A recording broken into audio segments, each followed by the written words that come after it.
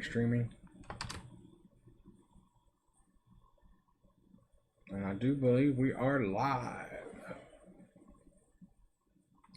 We are live with an excellent connection. Should have everything going here. Guys, give me a 1 if you can hear me okay. We're coming to you live from San Antonio, Texas, with a live debate between police union and activists. All right, great. Thank you, guys. Peter Griffin, Susie, Tuck, thanks for joining. So I'll just get right into this because there's a lot to cover. And so tonight there's going to be a live debate hosted by one of our local news stations. And it's going to be a debate between the San Antonio Police Union and a group called Fix Sapd. You guys can go to Facebook or Google and Google in Fix Sapd, and you can pull up their Facebook page. I suggest you like their Facebook page and pay attention to this group. This group gathered, I think, 15,000 signatures to get a something put on the ballot for May. And Proposition B, which is the repeal of a law here that gives police officers unlimited protection when they do things like feed a homeless guy a sandwich with poop on it. They get their job back. The things that Proposition B is going to take away prevents things like this from happening. So we had an SAPD officer that fed a homeless guy a sandwich that had poop on it. Dog poop, I believe. And then we had another officer who used the N-word, I don't know how many times, 13, 14 times, caught on video. Both of those officers were fired by the city. They were fired by the police chief. It was all over the news. All you got to do is go look up San Antonio Police shit sandwich. San Antonio police officer N-word, and you can pull up the stories there. We're not going to get into those. They've been widely publicized, and frankly, that's not why we're here today.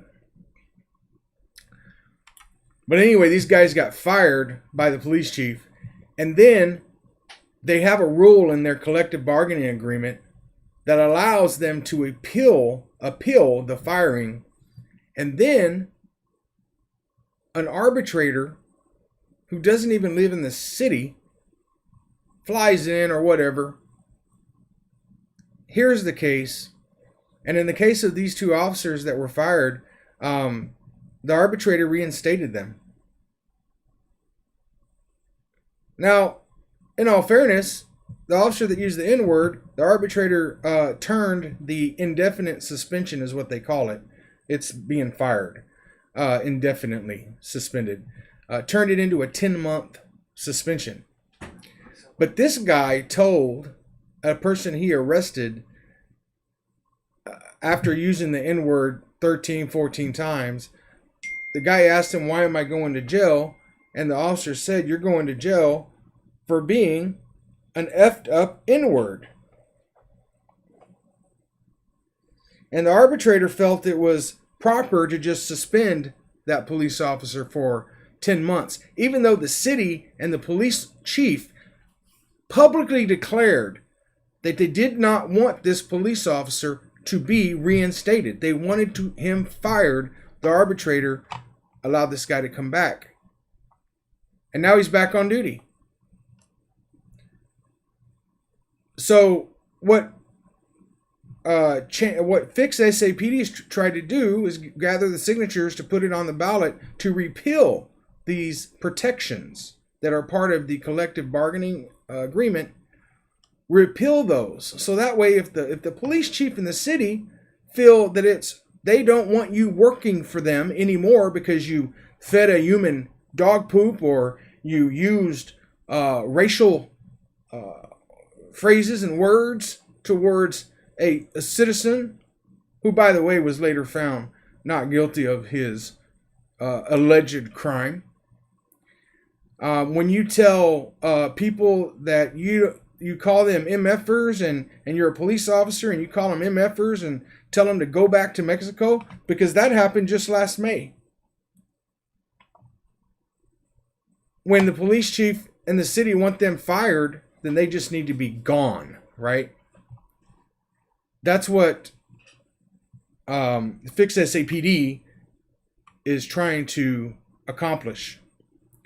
But here comes the police union. A few months ago, the police union, and I'm just kind of giving you a little background. This debate starts at 7, and we'll get into that, and I'll let you guys see it. You can log into ksat.com. ksat.com, that's the local news station here. You can watch their live stream. Also, you can go to Facebook and you can watch it live on Bear Facts, BEXAR Facts, FACTS. They'll have a live stream running there as well. And then the purpose of my live stream, though, is not to necessarily show you what's going on there, just a little bit, but more so provide commentary on any bullshit that they happen to spew.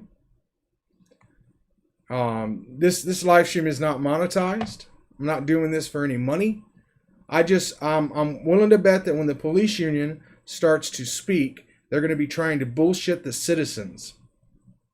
And I'm here to catch them on their bullshit instantly and explain that to you. And also maybe answer any questions you may have when they say something that's confusing, because that's what happens when the police unions lie.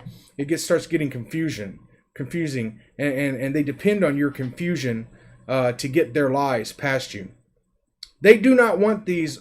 The police union does not want this Proposition B to pass, because if these protections are repealed, then when the police chief fires you, you're fired. You're not coming back to work. That's why they don't want that in place. They want to be able to abuse the citizens.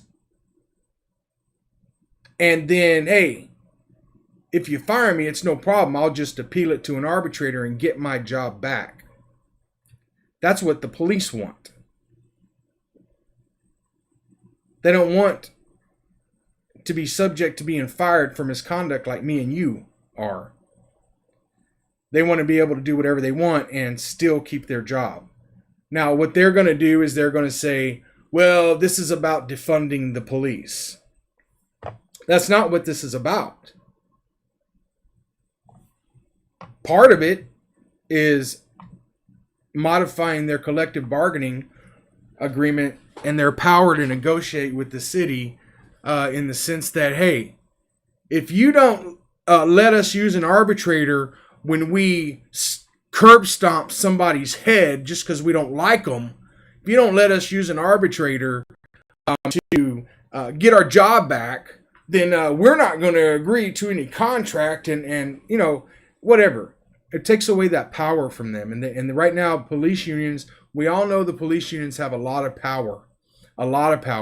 And Fix Sapd, the group, is trying to curtail the enormous amount of power that they have that turns into just a heyday for abuse from the police to the citizens. And we know how big of a problem that is. So I'm going to check out on your screen here. That's the screenshot of what's, I'm on their channel. And as soon as they start live streaming, then we're going to definitely check that out there. But let me go over to that. You guys should be able to see me scroll, right? All right. While we're waiting, I suppose I can play a little video from the news station explaining this.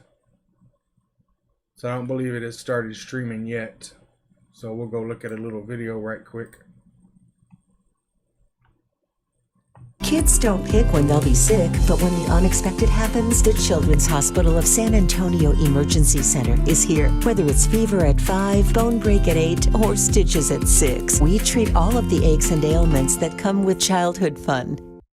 The debate over a vote to repeal police officers' collective bargaining power is in full swing in San Antonio. Supporters of Proposition B say it's a step toward more control, while opponents say keeping and recruiting officers would be harder if it passes. City Hall reporter Garrett Berger tells us what changes if Prop B does pass. The city and the San Antonio Police Officers Association are in the middle of renegotiating the police contract, but a vote on May 1st could stop those talks in their tracks, leaving the current contract to expire on September 30th. In absence of a new deal, the various provisions negotiated over past union contracts would go away. Rules on things like promotions, hiring, and discipline would then be dictated by a part of state law, Chapter 143, known as civil service. Pay and health benefits, though, will largely be up to the city. There's no requirement of 143 to any level of pay.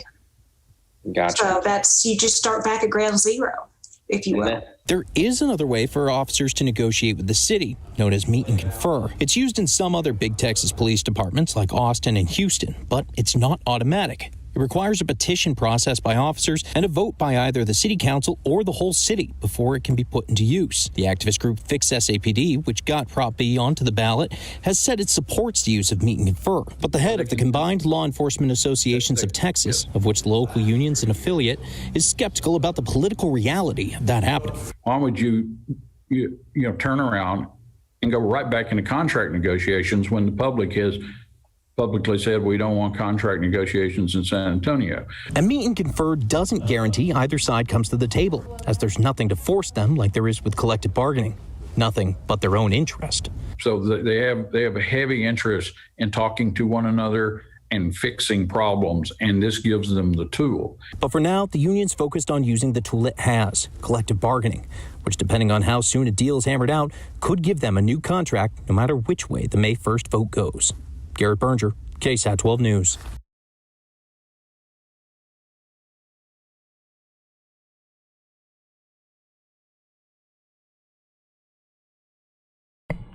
All right, guys. So you guys understood there what was going on as far as the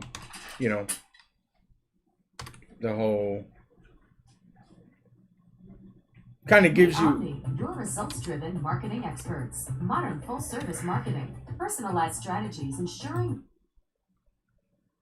All right, we'll let that drop, and then let's see if they're having the live stream yet. I don't see anything yet. We can try Bare Facts and refresh theirs and see if they're set up yet. Looks like they are.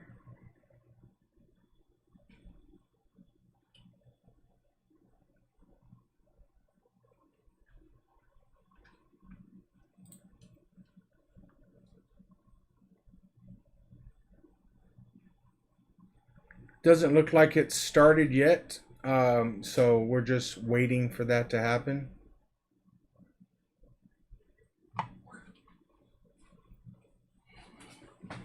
Discussion will be live streamed next Thursday at 7 p.m. Thursday, April 8th. That's today.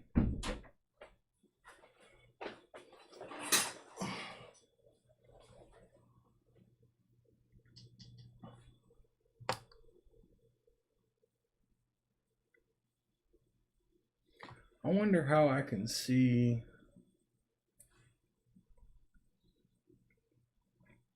YouTube comments. I guess I need a second screen, right? Oh no, I can just do that. And then that just stays on there, I think.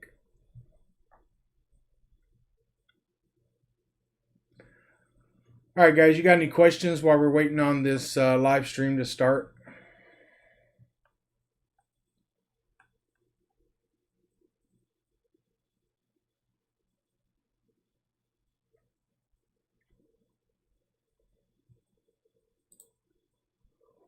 I don't see any other way to. Are you paying attention to the comments? Mm-hmm. I don't see any other way to catch the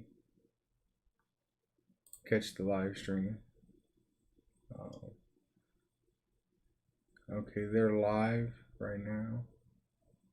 So they are live here. All right, so we can just watch this right here. So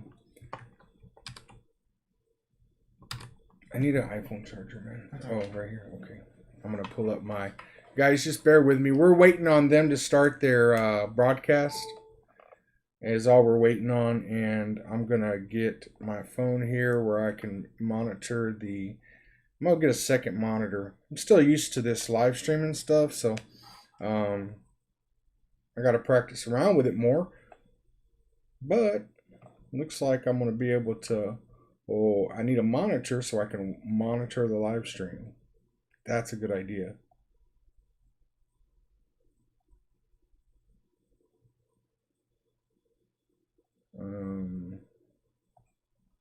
How do I do that? Bear with me, folks. We're just waiting on them to start it. It's 7 to 8 p.m. It's 7 p.m. But you know, as things go, they don't start on time sometimes. We'll see.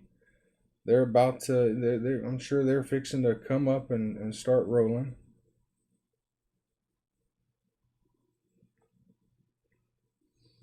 Content, videos, live. Man, I don't see any way to... Good evening. I'm Steve Spriester from beautiful Trinity University. Not far from downtown and actually not that far from San Antonio Police Headquarters, the site of many police union news conferences, the site of protests this summer in the name of George Floyd and others. There's passion on both sides of this issue, and tonight is all about Proposition B and policing, about contracts and confusion. Please, I can't breathe. On a street corner, a man yells, "I can't breathe." He's not responsive right now, bro. On a street corner, a cruiser patrols with the vow of all police officers inscribed on its side: to protect and serve. On a street corner, a protester asks for justice, transparency, and accountability. Street scenes that are all part of a debate over San Antonio's Proposition B, born out of the death of George Floyd on a Minneapolis street that led to marchers on San Antonio's. No justice! No peace! No justice! No peace! Of a desire to hold bad officers responsible for their actions, to, in the name of their own organization, fix Sapd. On the other side, those who put their lives on the line every shift they put on a badge. Those who answer the call for help. A proud union that won its contracts at the negotiating table and on San Antonio streets. Negotiations are where they say this disagreement should be decided, not the ballot box. Who's right in this debate will ultimately be decided by those who call San Antonio home. And tonight, a discussion to help you decide. Every group has the right to make their voices heard. This is for accountability at the end of the day. Should Prop B pass? The debate starts right now.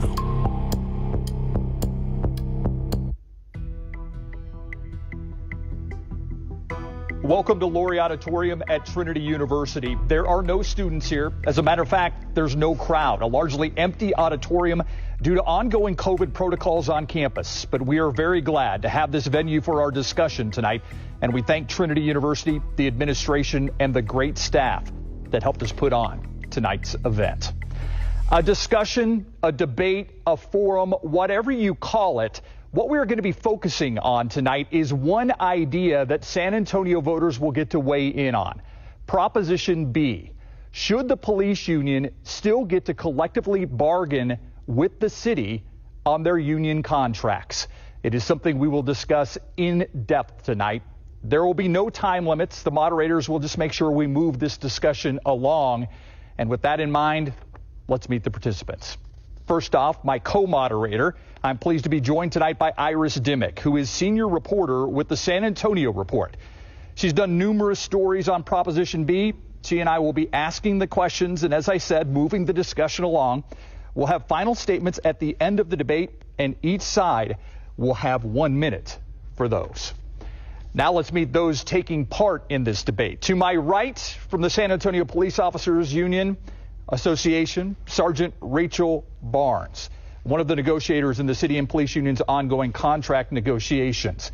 On my left, representing the Fix Sapd group that was instrumental in getting Prop B on the ballot and has been actively campaigning for its passage, Mr. James Dykeman. I would also like to introduce a third person who's part of this discussion, City Attorney Andy Segovia. I almost gave you I got promoted. I almost gave you a promotion there. City Attorney Andy Segovia. There will no doubt be some legal questions and definitions that will come up and questions about what this could mean for the city. So it's good to have Mr. Segovia here. And Andy, will you just clarify what you think your role is as part of this discussion? Thank you, Steve. And as you can see, I don't have a referee jersey on, so I'm not playing that role. Under law, the city can't take a position on Prop B, either advocate for it or advocate against it. What we can do is provide objective facts and analysis in terms of what Prop B means for the city and for the union and for the community. So hopefully I can give you some of those objective facts that will help facilitate the discussion. Yeah, we look forward to that. Thank you for being here, Mr. Segovia. As I said off the top, Prop B on the May ballot is about contracts. When you read the ballot, though, the language is not quite clear, and that's part of the reason for the confusion. It reads, quote, City of San Antonio, Proposition B, repeal of the adoption of the state law applicable to City of San Antonio police officers that establishes collective bargaining. If a majority of the affected employees favor representation by an employees association, preserves the prohibition against strikes and lockouts, and provides penalties for strikes and lockouts. Voters will choose for or against. That's as clear as mud. With a further explanation of exactly what Prop B does, here's Iris Dimmick. Well, and hopefully this will help this kind of more plain English, though it is still very complicated. So if approved by voters, Proposition B would repeal Chapter 174 of the Texas Local Government Code, which gives the police power to collectively bargain for a labor contract. That contract covers everything from discipline to wages, healthcare benefits, and more. Chapter 174 was actually originally adopted by San Antonio voters in 1974, and we're the only major city in Texas that has done so. Other cities use meet and confer process, which is a whole nother concept on its own, so we'll get to that later. Yeah, I'm sure we will. Let's get to the first question right off the bat. I'm going to give this question to both you, Rachel, and you, James. Rachel, I'll start with you. You prefer Rachel instead of Sergeant. Okay. What does collective bargaining mean to SAPOA, and why do they want to keep it the way it is? Well, collective bargaining to us, it's a tool. It's a tool that allows us to ensure that the city is going to provide the things that the officers need to make sure that they can do their jobs effectively and efficiently. And I'm talking about things like good working conditions, safe equipment, stuff like that. When we can do our job effectively, that means the residents get their safe streets that they love so much. It's also a tool for recruitment for us. We want to attract the best candidates across the country. And when they come and look at the benefits and the great department we have the best department in the country. When they come and see that, they come from all over and apply for our department, and that's what we need to keep good officers here in San Antonio serving the community. It's also a tool for reform. We use collective bargaining. We go to the table and we talk to the city so we can get the reforms that the city needs and the city asks for. And we listen. We listen to the reforms. An example of this is the current contract. The association and the city met and they reformed healthcare to curb costs for the city. And it's working right now. Collective bargaining is recognized as a tool all over. The chief, the mayor, they've all come out and said that they agree that collective bargaining is a good thing. Thank you. Thank you for being here, too. Thank you. James, you get the same question. What does collective bargaining mean to SAPOA, and why do they want to keep it the way it is? Well, you know, voting yes on Proposition B is going to move us to a system that every other large Texas municipality has, right? They all have meet and confer, and they all have the same, benefits, pay, and you actually see in Austin, they actually have better pay, better benefits, and they have a meet and confer system. So we see that under meet and confer, police are still able to get great benefits, great wages. They're still able to have great working conditions. We still can attract great officers to the city as they do. They have more officers per capita. And what's really important to remember is the distinction between San Antonio and those other cities when it comes to collective bargaining is the fact that we have the highest rehire rate of fired officers in the nation. In the nation, 70% of fired officers get their jobs back through an appeal process here. That's outrageous. And so that's what sets us apart here in San Antonio. And by voting yes on Proposition B, we're making sure that we can create a system that removes the barriers that are in the contract, gives citizens a final voice. Citizens will be able to vote on the contract under a meet and confer system. That gives them a final voice if the city or if the police union is not reaching a negotiation or they have sold out certain parts of discipline that we really need, civilian oversight, the evergreen clause. That's a very key part. Having a democratic power, having civilian input at the end of this process is what meet and confer is. And we think that every citizen should have that opportunity under meet and confer. We will get into some of the statistics that you posed as well, because I'm guessing, Rachel, you would like to take issue with some of those. So we will get into those as this discussion goes on. Iris? Well, and Andy, as these conversations, these negotiations that we're talking about getting rid of are actually happening right now. There's a meeting tomorrow that I will be at. and I'm wondering, like, so what are the city's top priorities through this collective bargaining process this time around? Well, this time around, as articulated by our city council, our priorities is to getting some reform in terms of our disciplinary process. That remains our top priority. Obviously, though, also with the union, we're looking at operational issues. We're looking at compensation. We're looking at health care. But as the city council pretty clearly stated, our top priority is getting some of the reforms we need in terms of the disciplinary process. Mm-hmm. Well, and how likely do you think it would be? The union has said that they would like to get a contract before the election. Do you think that that's likely? We have made slow and steady progress in the discussions. I mean, there has been no breakthroughs. Mm-hmm. I do have to say that the nature of the discussions have been very professional, very focused, and that's, I think, attributable to both negotiating parties. So it would be a challenge or a stretch maybe to say we'll be able to do it by that time frame, but there's always a possibility. Mm-hmm. Great. Want to move on now to our next question. And James, I'm going to ask you this question first. What are the goals for Fix SAPD, and what would it mean if they succeed? Well, voting yes for Proposition B has always been about police accountability. You know, we listened to the chief of police here when he said that clear and final consequences is how you get police accountability, right? Our focus has always been driven by the changes that the chief has wanted to see. And we know that at this moment, not all of the issues are being addressed at the negotiation table. You know, Fix SAPD laid out 10 different issues that needed to be addressed, all the way from the 180-day statute of limitation that brought Matthew Luckhurst, the man who gave a feces sandwich to a homeless man, right? That was how he came back. We also want to be working on how much evidence they get access to. We want to make sure that this system is working and we're addressing all of the issues. We haven't even talked about civilian oversight. We haven't even talked about the 8-year evergreen clause that completely takes the leverage out of the hands of citizens.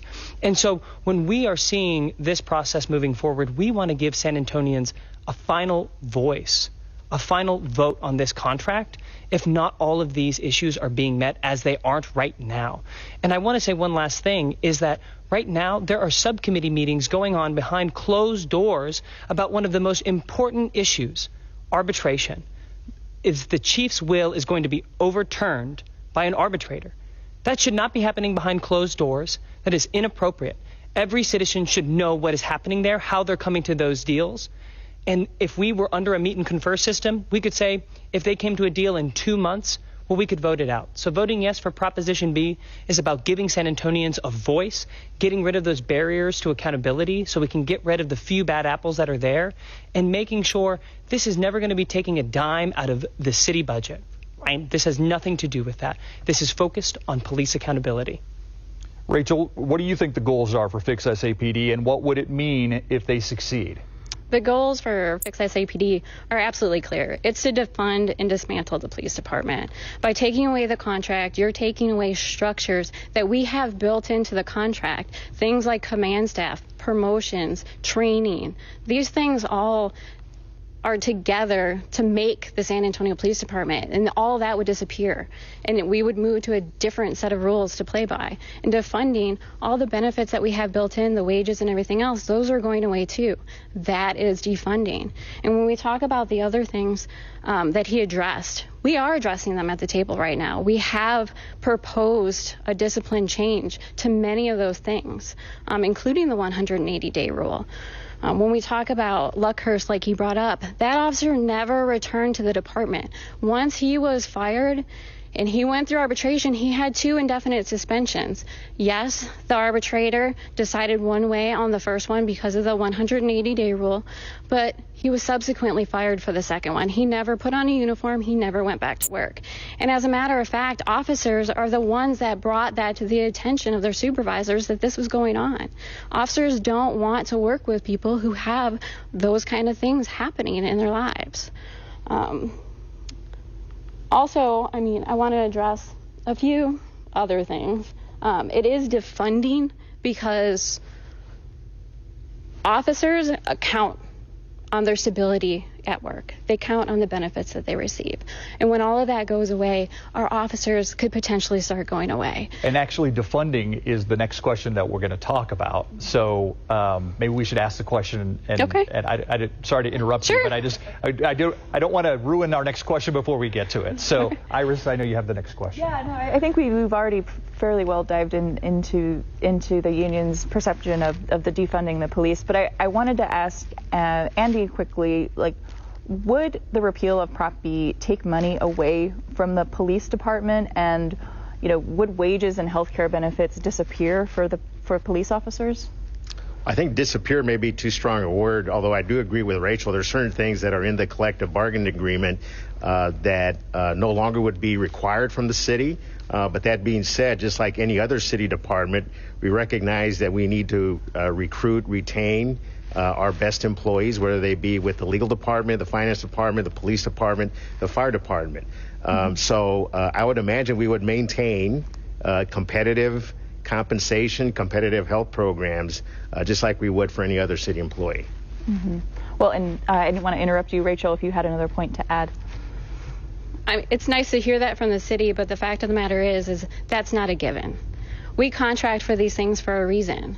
And you've seen how long our contract negotiations have gone on in the past. It's a back and forth. So to believe that we would have the same compensation, I think would be naive. And I just want to address the fact that you believe that meet and confer is actually going to change anything is mistaken. So meet and confer, if we even went to meet and confer, because it's not a guarantee, we would be eligible if they did repeal it.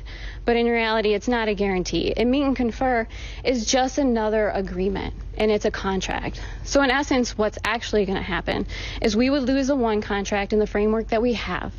And then we would have to struggle as a department to understand how we're going to operate as a department under a different set of rules. And then if we were to get meet and confer, we would start from ground zero trying to build another contract. And that contract can have the exact same things in it that our contract does now. And all of that is going to put SAPD behind the curve. We have been recognized. In 2016, the Department of Justice recognized us as one of the best departments and a model department when other major cities were getting consent decrees because they weren't doing their job. Mm-hmm. But they held us up along with 15 other departments, ours being the largest department. So we've been recognized, and why would we want to destroy a department for reforms that they want in discipline? If they actually wanted reforms, collective bargaining is the way to get those reforms. And it's the faster, more efficient way to get those reforms. We've been talking about them at the table already. We've come to agreement on a lot of things that the city has asked us to look into, which is the 180-day rule, the 48-hour rule, discipline being able to be used in arbitration. All these things we're already addressing, and we can have in a contract when we get the new contract. But if we go to something like meet and confer, we're not going to have any of that. Who knows how many years it would take us to get back to what we have. Well, and we'll save a little bit more of a meet and confer discussion for later. But James, I wanted to give you a chance to talk about fixed SAPD and its end goal. Is it to ultimately defund the police? No. It's not to defund the police. This is not going to take a penny out of the police budget. It's not going to touch the city budget. And you can actually ask Danny Diaz, who went on the Puro Politics podcast and the Express News, and he even said, this isn't going to touch the police department's budget. It's not going to touch the city's budget. It's not taking a penny out of it. So they recognize that this isn't going to affect the budget. This isn't defunding. So the question then becomes why? Why use this word? Well, the polling shows that right now, this is a toss-up, right? We are in a toss-up with Proposition B. We are hearing a lot of great news, but they know that the word defund scares people. They know right now that the polling shows that defund is not something San Antonians want, and they are doing their best to tie it. Because Danny Diaz knows, we know, everybody knows, this is not defund. You know, when we're talking about what's happening at the negotiation tables, Sergeant Barnes talked about all of the things being discussed. Trust me, I watch them every time. They're 4 hours long. It's a lot of time to be watching them. There are only 6 of the 10 issues addressed by Fix Sapd that are being brought up by the city. Good, not enough, but good. The issue is the San Antonio Police Union has only met at one of those. Right now, they still want an arbitration system that would bring back officers like Emmanuel Keith, who told his mistress, I'm going to string you up and choke the life out of you. That officer should never have come back. The chief of police recognizes that officer should have never come back. The system they want to keep, that they're fighting for, would bring that officer back. So there are issues in this contract, in the negotiations, that the city's pushing for, and the police union doesn't want to give on, even though we know, yes, San Antonio Police Department is amazing. The men and women who serve this city are incredible. They deserve great wages. They deserve great benefits, great health care. Of course they do.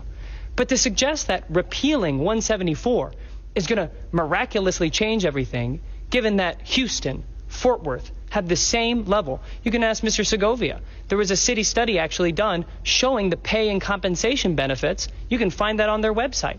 It shows that Houston and Fort Worth have the same pay, same benefits. Austin has better. And you know why? It's because they gave on their contract. You can ask the Austin Police Union's president. He even says, we gave on discipline. We gave them, open files. We gave them a stronger civilian oversight system. And we got better pay and better benefits from it under a meet and confer system. So this has nothing to do with defunding. This has nothing to do with hurting San Antonio Police Department officers. One more thing I wanted to say that Sergeant Barnes had mentioned was that officers turned Matthew Luckhurst in. What does that say to those officers when he gets his job back under a technicality? What does that tell them when they are working so hard to be good officers? I grew up under a lieutenant commander of the Coast Guard. I know what it means. I know what it means when you are serving your community and you do not meet those standards, and those officers come back. And so I'm here to say vote yes for Proposition B, because it gives San Antonians a greater voice over this contract. If these issues aren't being addressed at the table, and make sure that we're going to have a greater civilian oversight, we're still going to have great wages, great benefits for our officers. The city is ready, and we're going to make sure that it's not going to take a dime out of the police budget. James, I want to ask you a question. On Tuesday, the San Antonio Police Officers Association held a news conference to announce that SAPD held video evidence showing how voters who support the police were being intimidated by those who appear to be working on behalf of Fix SAPD. Your thoughts on those allegations? Well, first off, we don't teach our volunteers or our paid canvassers to go out and steal. This is not what we do. This is completely false. If you ever want to learn more, if anybody ever wants to learn more, they can obviously come to a training. We have them Monday, Wednesdays, and Saturdays. They can see what we are talking about. But these allegations coming, they're a threat. They're intimidation, and they follow the Ron DeLorde playbook by the T. There was already discussions on David Martin Davies' show on TPR talking about the Ron DeLorde playbook for police unions. And one of those is smear your enemies. They're doing that with this defund language. Smear your enemies. Put that out there. I would know. I've been on their social media as an anti-police activist with my image. I've been there. I know what it means to feel intimidated by this police union. But also to suggest that you want the DA, a police union wants the DA to prosecute a group of civilians fighting for police accountability, this is not who San Antonians are. This does not reflect our values. And to behave in such a manner is completely outside of who we are as San Antonians. And I hope San Antonians recognize that by voting yes on Proposition B. Thank you, James. Rachel, your response to, I mean, you're obviously part of the San Antonio Police Officers Association. I'm sure you knew that news conference was going to take place on Tuesday. I'm guessing you see this much differently than James. Yes, this is definitely not a smear campaign. It's not intimidation. There are police reports to back these things up. There are videos out there to back these things up. They're actually happening. So to believe it's intimidation, it's actually the reverse. It looks like Fix Sapd is trying to hurt those who want to support our side and vote against Proposition B. We have no reports on our side. There are no reports of officers or citizens that have been harassing Fix Sapd. They like to claim that. That is not true. There's no reports. There's no IA claims. There's nothing.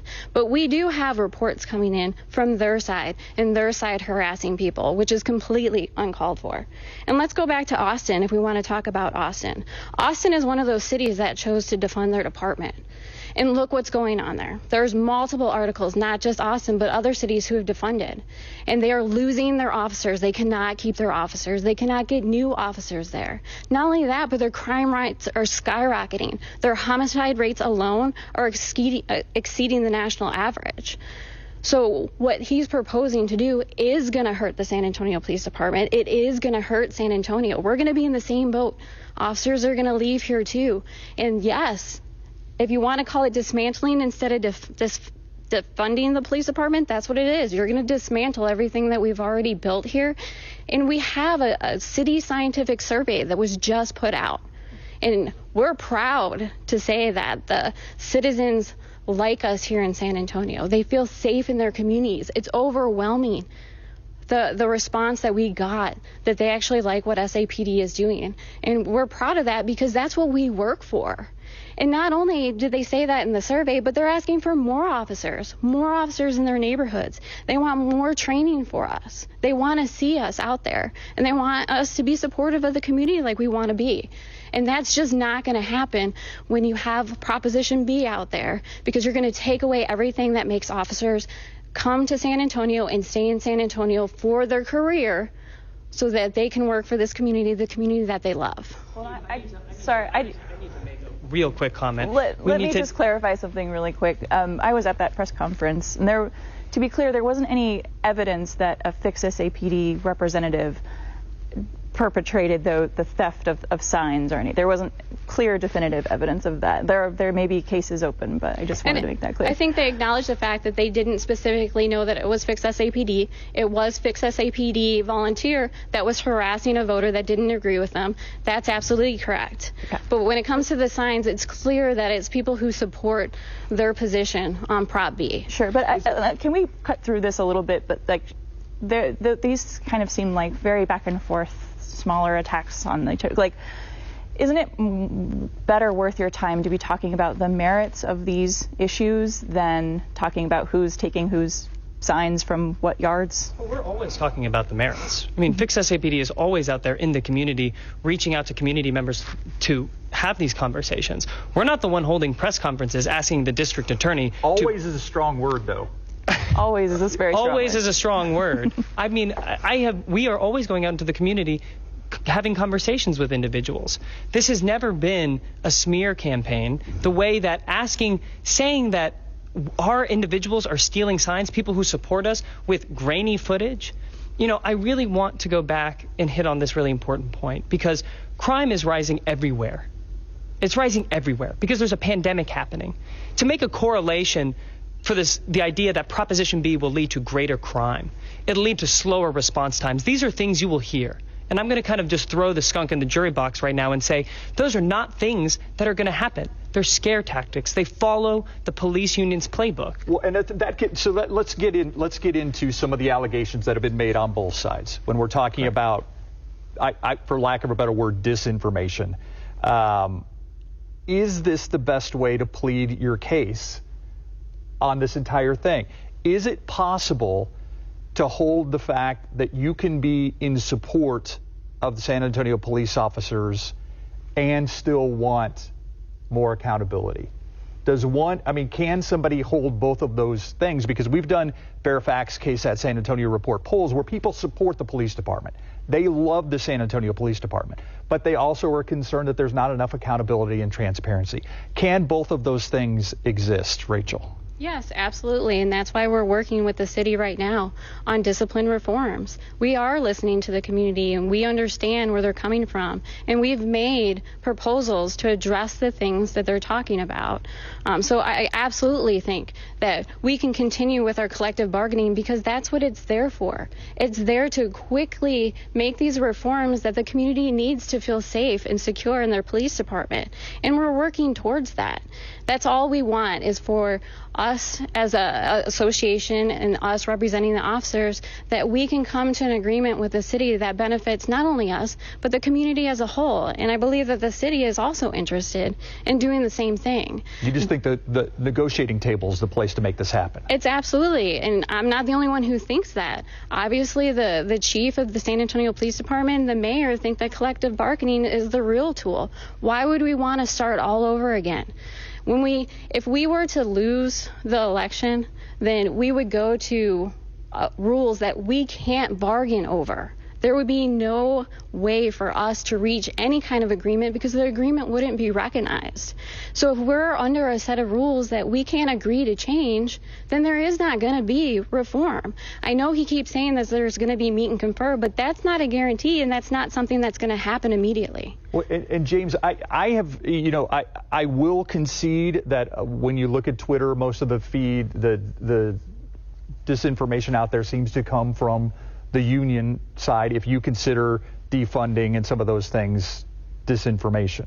But there's also been allegations that have been made by activists in favor of Proposition B, calling the San Antonio Police Department corrupt, calling officers corrupt on the other side. I mean, I have seen no evidence of that. I mean, I don't think anybody's getting a kickback from a feces sandwich. So, I mean, how do you answer those allegations that have been made that there's no evidence for? That there's no evidence for from our side? Widespread corruption within the San Antonio Police Department. Well, there isn't, right? I'm going to say as Fix Sapd, there isn't, right? That's not what's happening here. There's an issue in the contract that's happening. And there's not an equal seating at the table for civilians when it comes to that contract. They can talk about the negotiation table all they want, but there are closed-door subcommittee meetings happening right now. But it's important to remember that Fairfax poll, there are many polls showing how great the San Antonio Police Department is because we respect that department. We do.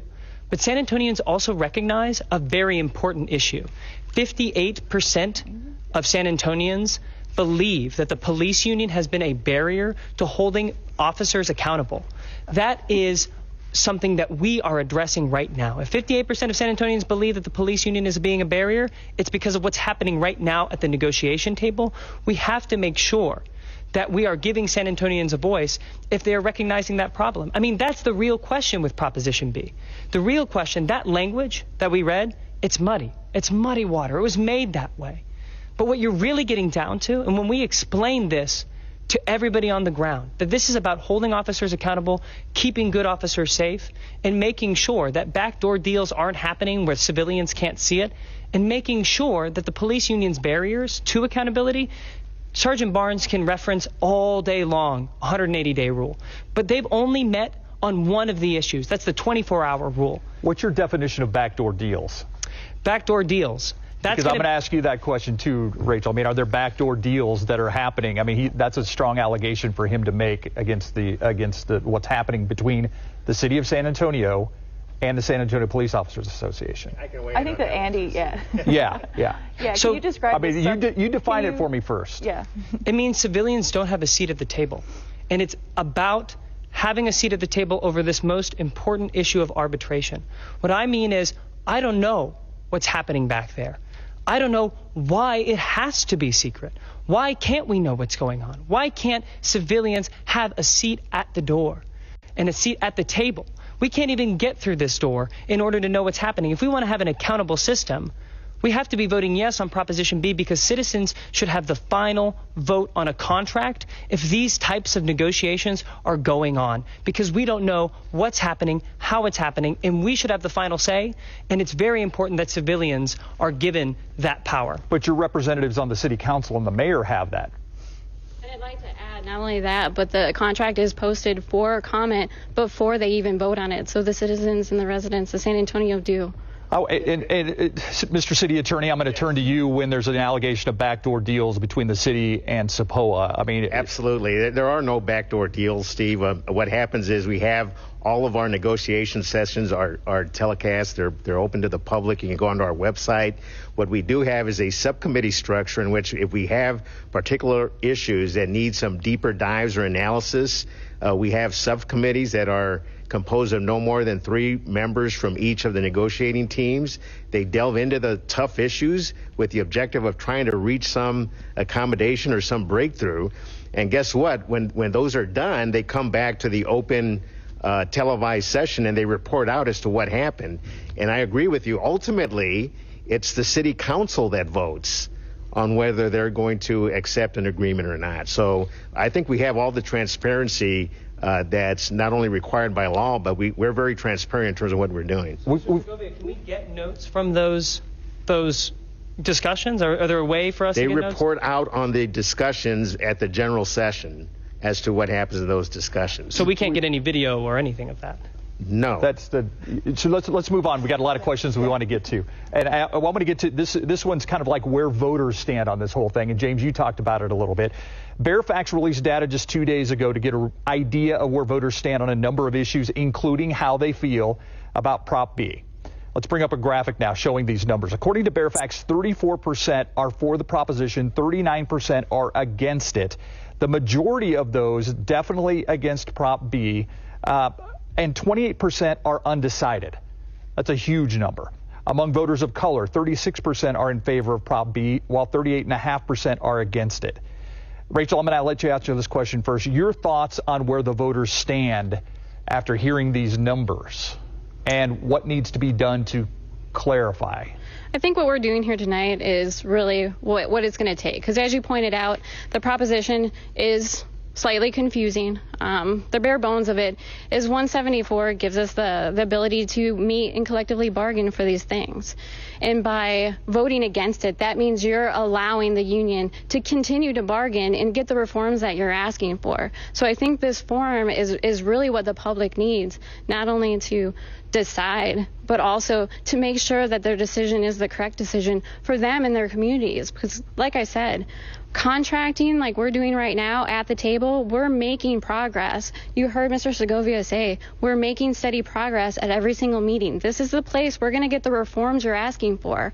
If you vote against Proposition B, we're going to be sure to keep working to get those reforms. If we lose this election, I can't tell you when those reforms are going to get here, because like I said, we'll end up under a set of rules that we aren't allowed to make any kind of agreements or any kind of contracts that can supersede those rules. James, how do you feel about these Fairfax numbers? I mean, it's a very tight race, but when you see 28% are undecided, that means they're either confused or they're not paying attention, or, how do you cut through that? Yeah, I mean, the language is confusing. Yes. Right? The language is very confusing.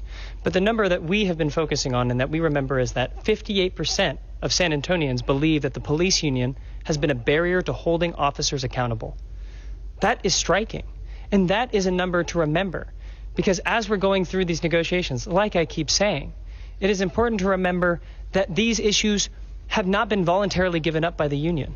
And they are still being fought for, these issues that bring officers back. I do want to nip in the bud this idea that the contract cannot supersede. 143 meet and confers contract does supersede. You can use that contract to create a stronger civilian oversight system, one that has no teeth here. And you can create stronger reforms. So this idea that meet and confer contracts can't supersede, that's actually just not true. And we're going to get into the concept of meet and confer coming up. But really at this point need to address this 70%, because this is atrocious and this has been flying around. And I know, Iris, you wrote a story that actually corrected the numbers. 70% is outrageous. That is not correct. It's absolutely false, and they keep pushing this narrative that is misleading San Antonio. We had 11 officers returned from arbitration from 2010 to January of 2021. That's it. That's 11 officers out of 61 terminations. That's 18%, nowhere near the 70%. And I don't care which way you look at the numbers, 70% is absolutely incorrect. It was 11 officers, it was 18%. And the fact that they put this out on flyers, not only do they put it out on flyers, they put it out on flyers with the chief on their flyers. They've been issued multiple cease and desist letters to take the chief off their flyers because he does not support them, but they have yet to do it. And we're going to talk about that 70% number coming up. As well. All right. There's a lot we want to get to while we still have time in our 1 hour debate about Proposition B, including how police punish their own, how some of the officers make it back to continue their police careers, some of that 70%. Also, we'll explain the systems that are used in other cities and if San Antonio could see something like that happening here. We'll also look at some of the technical details that make this such a hot topic and what are the lasting impacts on Proposition B, whether it passes or not. Before we get to that, myself and photographer Dale Keller went to the streets, went out to the community to hear what our viewers and potential voters think about this subject. Take a look. You're sitting in front of members of the police union and members of Fix Sapd. What's the question that you ask? Why don't you do a better job of policing your own? Because right now the entire police department has a black eye. And I know a lot of San Antonio police officers. They are very nice people.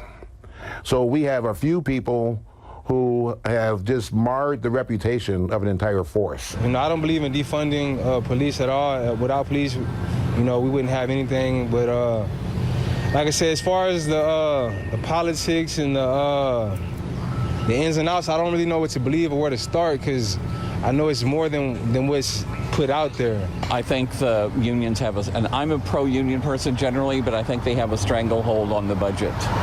The police and the fire unions both. So you think that something needs to be done? I totally think something needs to be done. Well, people are voting because they think, okay, this is to fix SAPD. We're going to fix the police department. What are you fixing?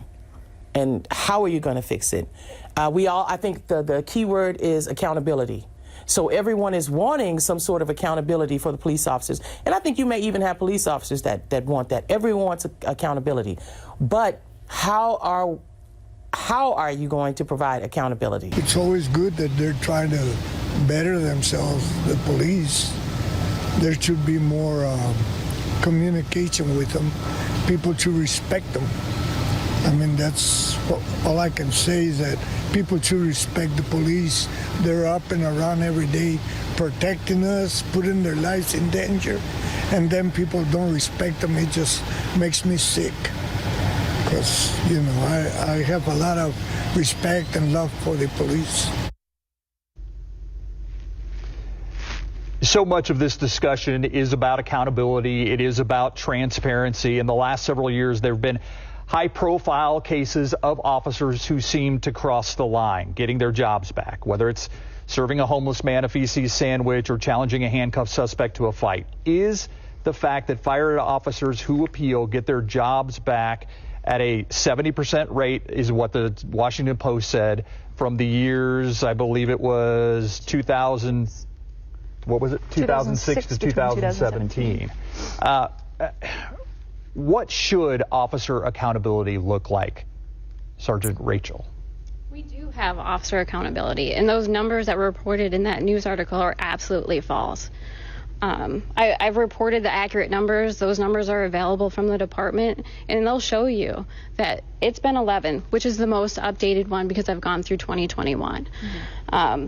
It's 11 officers. It's 18%. We are holding our officers accountable, and in fact, in arbitration, the arbitrator upholds the chief's decision a majority of the time. It's not the arbitrator who is sending all these officers back. He's upholding what the chief has already decided. There are cases there where the arbitrator has made certain decisions that aren't the decisions that the chief made, but the reason that we have an arbitration system is it's because it's a third-party neutral person who's going to hear the entire case. And that entire case means that the officer gets to put on their case too. And there's nowhere else in the process where the officer gets to do that. So when they get to arbitration, they get to put on their case. They can present their evidence. They can talk to their witnesses. They can cross-examine witnesses. Unfortunately, what happens is, you know, in the media age, there's not a lot of information about these cases that actually go out. So when we have a third-party arbitrator, they hear the entire case and they make their decisions. All the decisions are online. Everyone can go to the city website and read them. Each arbitrator that made these decisions have outlined why they made the decisions. They're not arbitrary. They're for reasons that these officers have come back, and that's what the system is designed to do, to make sure that the officer has their voice and due process is part of the process. But you're not saying right now that the system is perfect, are you? No, and that is why we've gone to the bargaining table and we've made the proposal. One, for the 180-day rule. We've now proposed that the IA investigation needs to be completed within 180 days of discovery from major misconduct, which would correct the Luckhurst situation, and that would never happen here again. We've corrected the 48-hour rule. The 48-hour rule is basically notice to the officer that they have to appear because they have an allegation against them. We've proposed a reasonable amount of time for that officer to get to internal affairs with a representation to correct that 48-hour rule. We've also proposed that the arbitration hearing, the arbitrator can hear all prior relevant discipline as opposed to not being able to hear certain things. And that's corrected another issue that people have brought up. We've lengthened the time that IA has to interview people in IA. And when it comes to the evidence, I just want to make it clear that officers do not see the evidence before they go in for their interview with internal affairs. They're told there's an allegation. When they appear there, it's an administrative process. It is not a criminal process. It is an administrative process, so they are able to see what evidence is there for the administrative process. The criminal process is completely different. If an officer is accused of a crime, he goes through the same criminal investigation that any other person would. They don't see the evidence. Nothing like that happens. I understand what you're saying, and when we were talking about the numbers, we're talking about the 70% and how the Washington Post came up with those numbers. It's my understanding they also included officers who appeared and were put back on the force by the chief. And oftentimes that's done because, in my understanding, correct me if I'm wrong, and City Attorney Segovia, I'll ask you on this too, that sometimes the process just is so drawn out and so expensive for the city that they just kind of throw their hands up, for lack of a better word, and bring an officer back. That would never be the case. The chief is not going to bring back an unsafe officer because it's too hard to go to arbitration. I'm sure the chief has his own reasons for bringing those officers back. They often come back under certain agreements. So you're saying he just changed his mind? I don't know why the chief made those decisions, but I know that that's not an arbitration process. That is the chief deciding that those 20 officers need to come back. I'm not going to stand up here and say that the chief would bring back an unsafe officer just because he didn't want to send him to arbitration. It's all on the context, right? And depending on what the infraction was, how many years that officer has, what our chances are in arbitration. So all that is considered.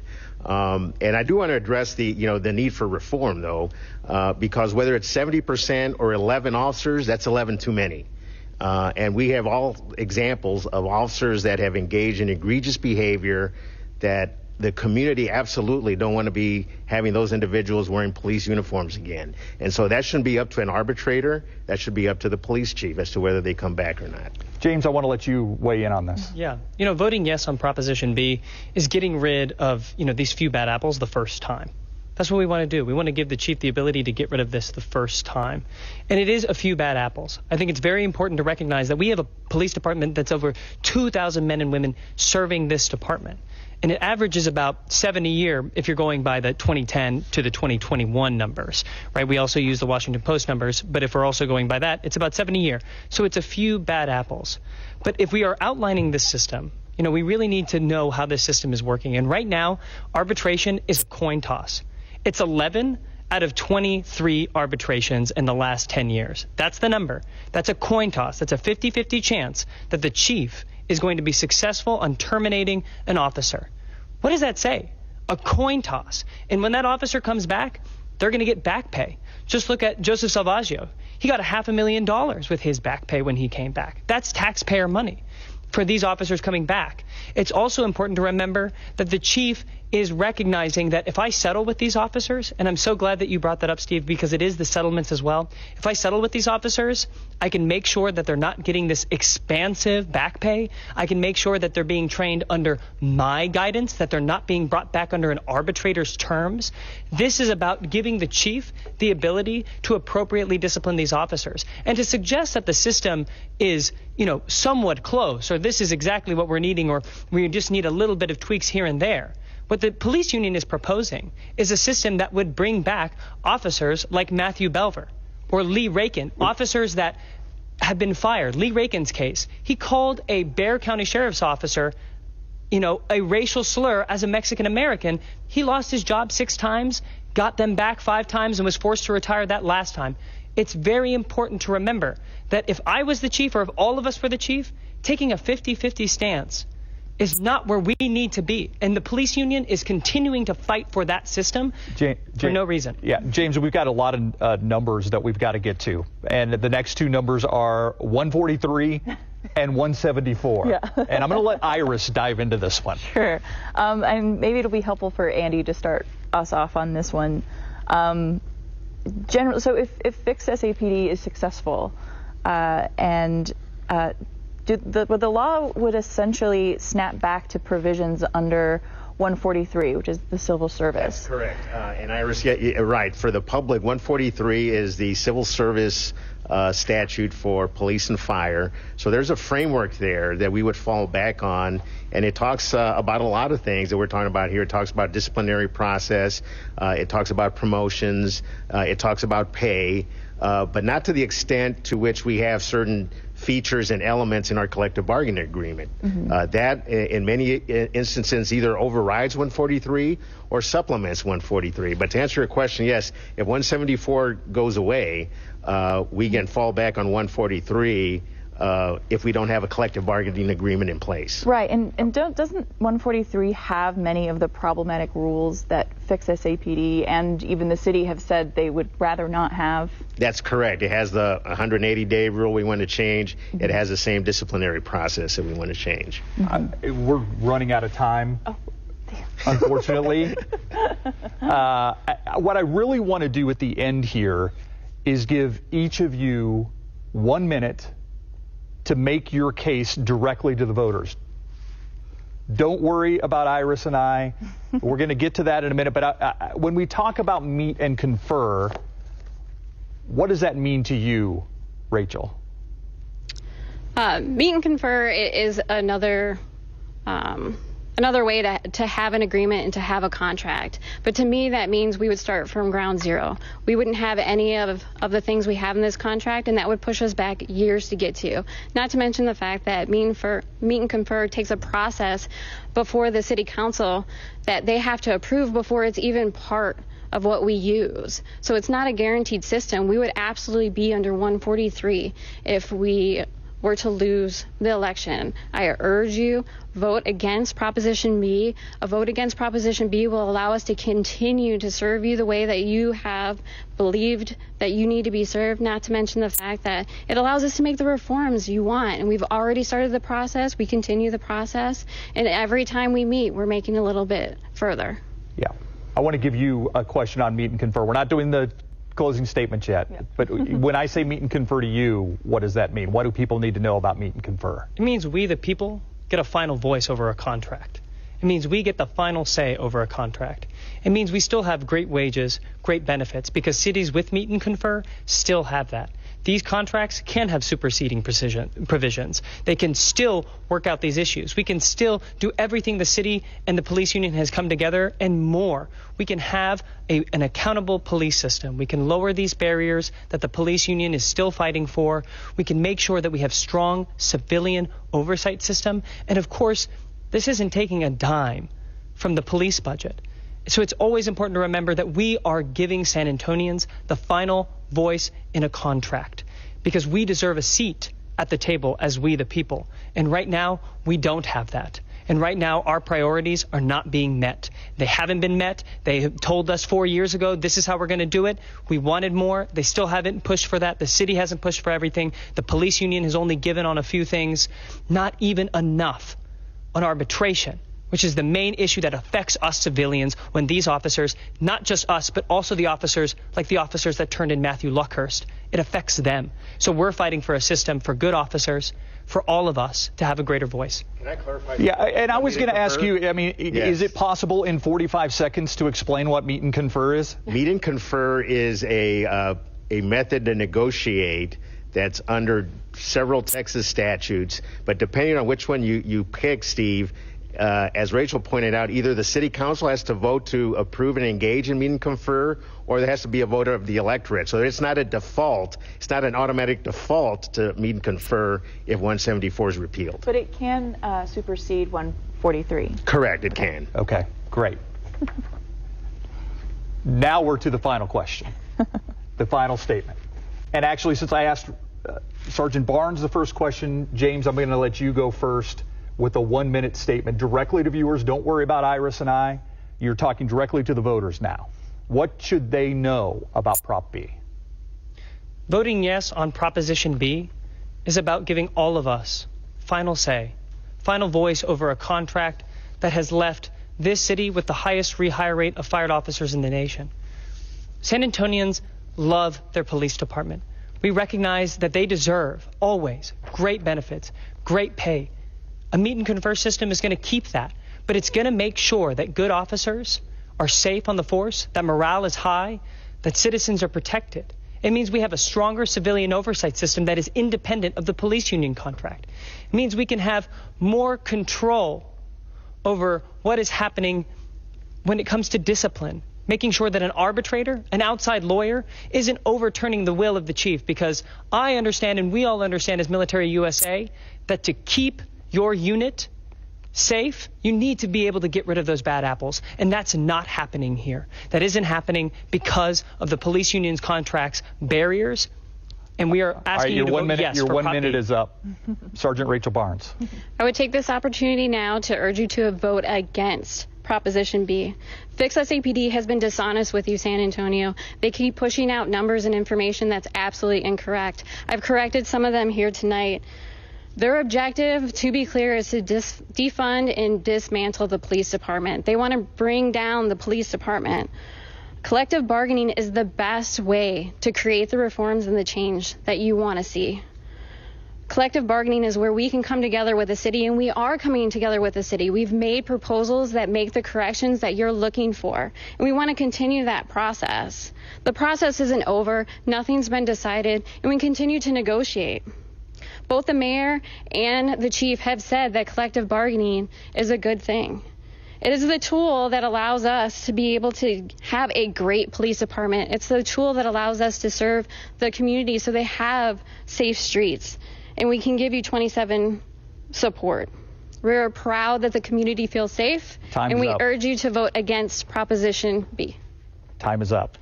Prop B will be a hot topic throughout this month, all the way up until Election Day, which is May 1st. Early voting begins Monday, April 19th.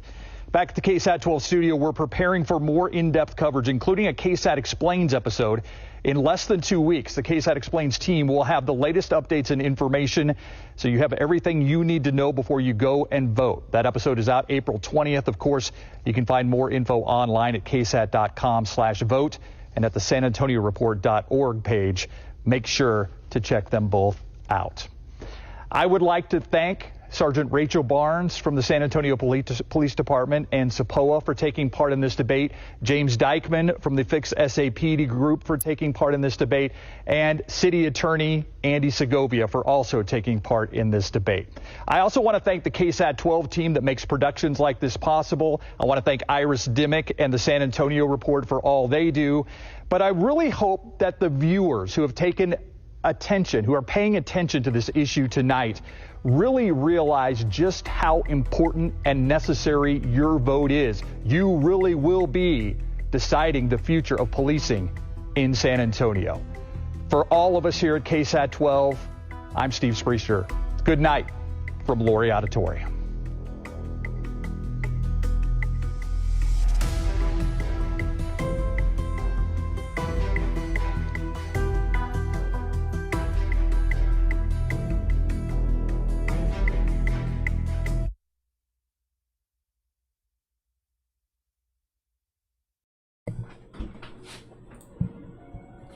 All right, guys. There you go. There you have it. Y'all saw it firsthand, right? Let's give a thanks to KSAT 12 for streaming this debate and setting up the debate. Let's give a big hand to Fix SAPD. You can find them on Facebook.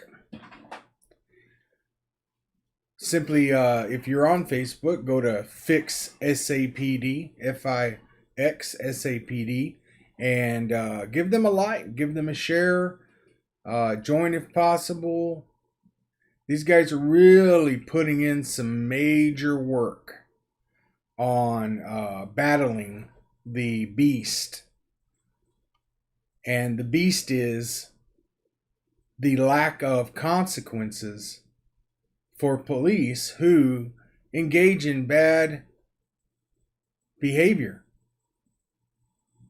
We're not talking about the crimes that they commit, because when they commit a crime, that's investigated by detectives as a criminal case, and how evidence is handled and with respect to the rights of a police officer who is subject to a criminal investigation, aside from the fact that his buddies are investigating him.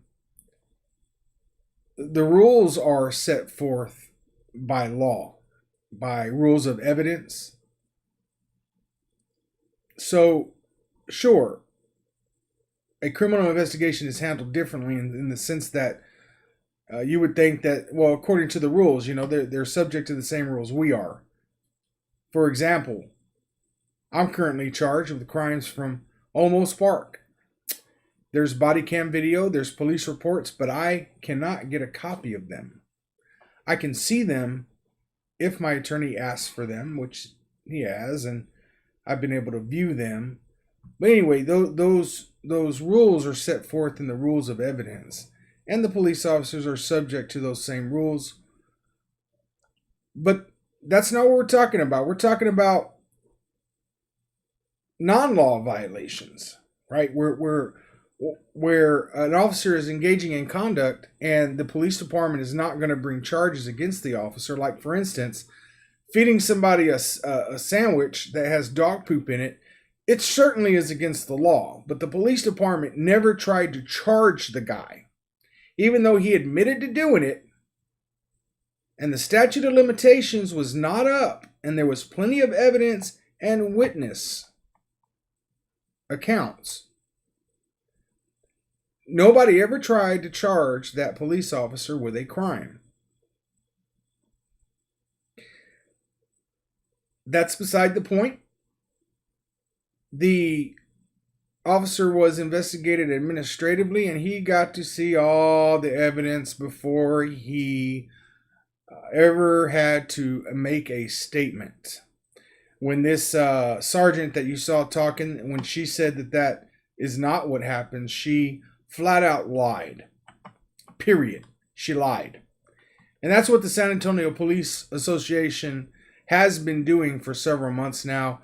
They just come out with lies about what Fix SAPD is trying to do. They come out and say it's about defunding and dismantling the police. The only thing they're dismantling is the extreme protections that are in place for these police officers that allow them to get their jobs back after the police chief in the city has fired them. Let's see what Tom Johansson has to say. TXU Dog, this stream had nothing to do with getting rid of bad cops. The debate was about taking away the union and workers' right to bargain at the table for wages and benefits. So Tom Johansson, as much as I like you, man, I'm going to time you out because you're not paying attention to the stream. And that's just an idiot comment. So I'm going to time you out first. If you want to come back into my YouTube channel and not paying attention and offer dumb comments like that, I'm just going to have to, I'm going to have to put you in timeout for being stupid. Moderators, if Johansson makes any more stupid comments, you're more than welcome to just make him make a new YouTube channel by just hiding that person or deleting them or whatever. So, Tom, you're in timeout. Go to the corner. Think about what you did wrong. And then you can come back in maybe. All right, so anyway. Yeah, Shannon, you know what? It's my YouTube channel. It's my party. If I don't want to tolerate stupid, then I'm not going to tolerate it. I don't tolerate it from the police. I'm not going to tolerate it from you. I might tolerate it, but that's my choice, right? Let's see. Yeah, all Tom got from that whole thing was, it's about defunding the police unions and taking away their pay. This is not a channel for bootlickers. It really isn't. You're in the wrong place, man. All right. So let's see what we got. So yeah, go please. I'm plugging this Fix SAPD group. I've worked closely with a few of them in various police situations where police are doing bad, like in shirts, things like that. They are true to their game. I want to touch on something about that was talked about where the police union held a press conference and they accused Fix SAPD of some things. And they even went as far as accusing them of criminal activity.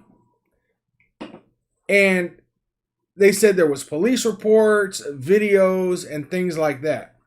Now, I've made some phone calls to the San Antonio Police Association and sent some emails asking, can I get a case number so I can pull these reports up myself? Or maybe y'all can just email me a copy of these police reports that you're referring to. What do you think they did? It seems that if you have proof and evidence that Fix SAPD has done something that is against the law, or, like tore up your signs or tried to misrepresent themselves, if you have video and police reports, it seems like you would want to send those to me. Because I don't care. I'm true. I'm as true as they come. And while, yes, I think I am biased towards Fix SAPD because I like what they're doing, by God, if you got evidence that they're doing these things you claim, I will put them on blast. I'll tear them up. I'll dismantle them. Defund them. But San Antonio Police Association just blew me off. I will be going over there in person soon. So, and I should get a great video out of that and see how they respond in person. Maybe they'll just let me take a peek at these police reports that exist. Let me see. Let me put my hand in. Exist. But I'm not holding my breath on that because they're lying. They're just liars. They want to blind everyone. If you're in San Antonio, listen to me when I tell you, the San Antonio Police Association does not want to lose the protections they have if they beat you when they're not supposed to, if they rob you, if they slap you, if they shoot you, if they violate rules and regulations when they're dealing with you. They don't want to remove these protections that Prop B wants removed, because otherwise they're just like me and you. When we screw up at work, we know we're going to get disciplined. We know what we're going to get fired for. Currently, with those protections in place, the police, they have, ask them, hey, what could you get fired for? They'd be like, I don't know. They'd have a hard time answering that question. And they would be honest, because really, honestly, if you're a police officer in San Antonio, or anywhere for that matter, pretty much, answering the question, what would you get fired for? That's a hard question to answer, because who knows? Don't know. Probably nothing. So anyway, let's go look at the comments here and check this out. Let's see here. Guys, hit that subscribe button. Share this, share my channel with folks. I got, I think, 47,000 subscribers now, and I probably should have a lot more. I really put in some work, and I put in some true, honest gut checks, and all the more the support, the better. If you have any ideas that you would like me to, ideas on things you would like to see me do, shoot me an email, and I'll put my email in here. It's txjack72@gmail.com. There's my email. Shoot me an email and say, hey man, I would like to see you go do this. I would like to see you go do that. And I'll take it into consideration. I see a lot of people have, let's see, Edward Strickland says, TH Sheepdog hates stupidity. I have a low tolerance. Yeah, man. There's a few things I hate in life, but I do have a small list. I hate Joe Savaggio. I hate Patricia Savaggio. I hate Rene Valenciano. And I hate his jackboot coward thugs. I also hate stupidity. And those people I just mentioned, they're all stupid. But anyway, I don't like stupidity. Stupidity. Ugh, bleh.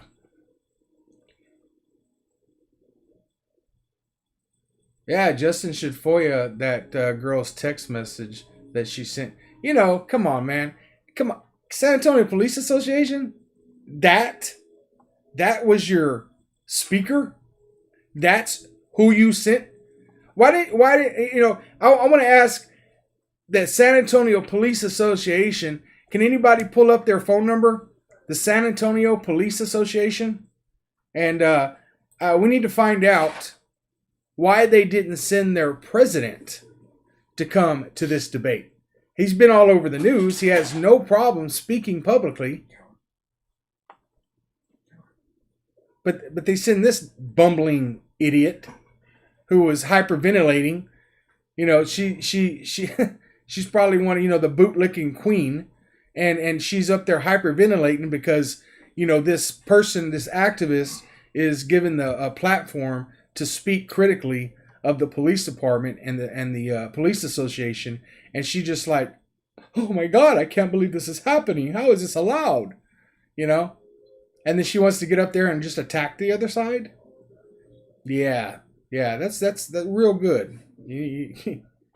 I tell you what, San Antonio Police Association, for free, I will go represent you at the next debate. How about that? You'd fare a lot better, because the messenger you sent today totally just made you look bad. Made you look like caca.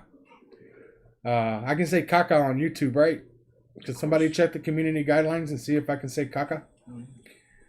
Anyway, by the way, the president of the San Antonio Police Association is just a fat, blubbering, lying idiot. I can only listen to him for about 2 seconds. He's just stupid. But yeah, they're claiming that they're making some big, bold claims against these activists. But, they don't have, or they're not releasing these videos and reports they say they have. Bodie Roy says that lady was on the attack. Huge props to that young man who faced her tonight. Right on, man. Huge props to the guy from fix SAPD. Good job. Good job. You stayed on point. You didn't let the long-haired Karen, Sergeant whatever, we'll just call her Sergeant Karen, suck you into any crap. So let's see here. Let me go back through the comments here. You know, I don't know how to take that guy off a timeout. I figure I'd let him out of the corner, but I don't know how to do that. So too bad. Too bad. So sad.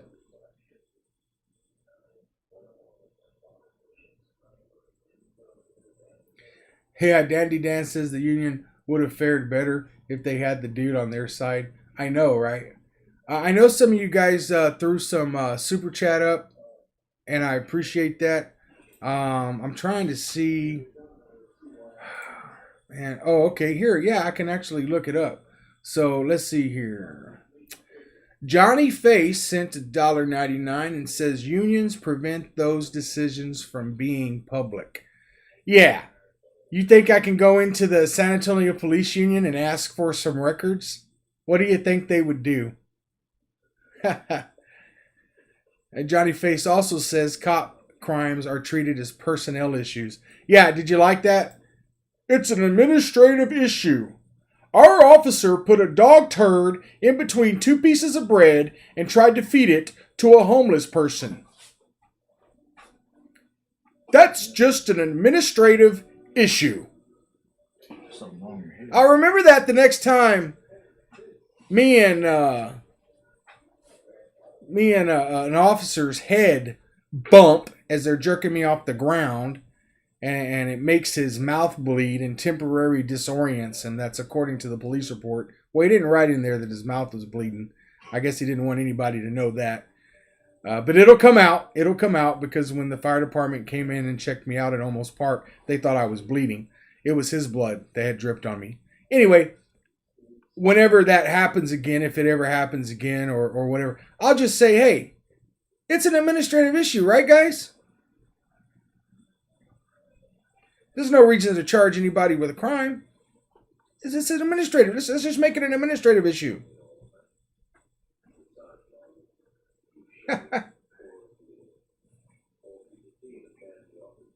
I'll give some kudos to KSAT. I know some people are kind of hard on him because, you know, like for instance with Joe Savaggio, the reporter that was covering Leon Valley was very nice to Joe Savaggio and didn't tell the whole truth. In fact, just told a bunch of lies. Some of the worst reporting I've seen ever. And we know they're going to lie a little bit. We know they're going to leave out things because they have to make it sensational. Because people want to see sensation. But, you know, she just did a poor job.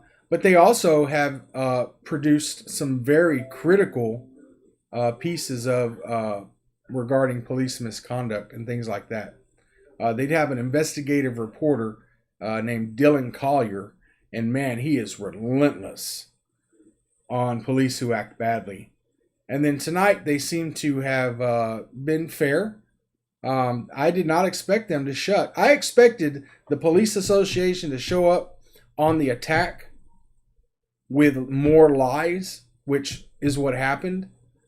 And I did not expect KSAT to, you know, stop that or question it. But they did. They did. So kudos to them for doing that. That seemed like a fair debate. Go back here and look at the yeah, guys, so you guys saw the San Antonio Police Association being represented by Sergeant Karen, the long-haired Sergeant Karen.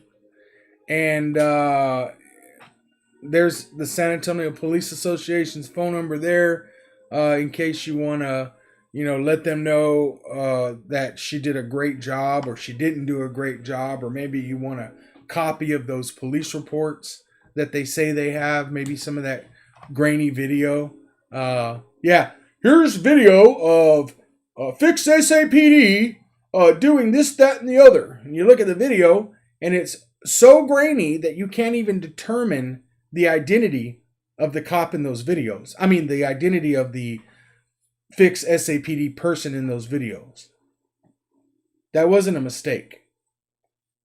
Just like they had cops get on James Freeman and Bows and my channel and post Savaggio's address so he could turn around and arrest, which he did try to get a warrant for me. He wasn't quick enough to get me that day, but he tried to get a warrant and that was rejected. But just like cops got on those live streams and posted the chief's address, disguised as supporters, I'm sure that the person's pulling up signs and doing inappropriate stuff, I'm sure they have badge numbers. So, anyway, just to let you know how that works. Let's see here. Let's see. Okay, yeah.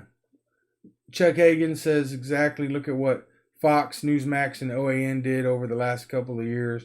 All media is owned by just 6 corporations. Yeah, we all know that. Bear County Recorder gave that address out. I don't know what address you're talking about, 357. What are you talking about, man? Bear County Recorder gave that address out.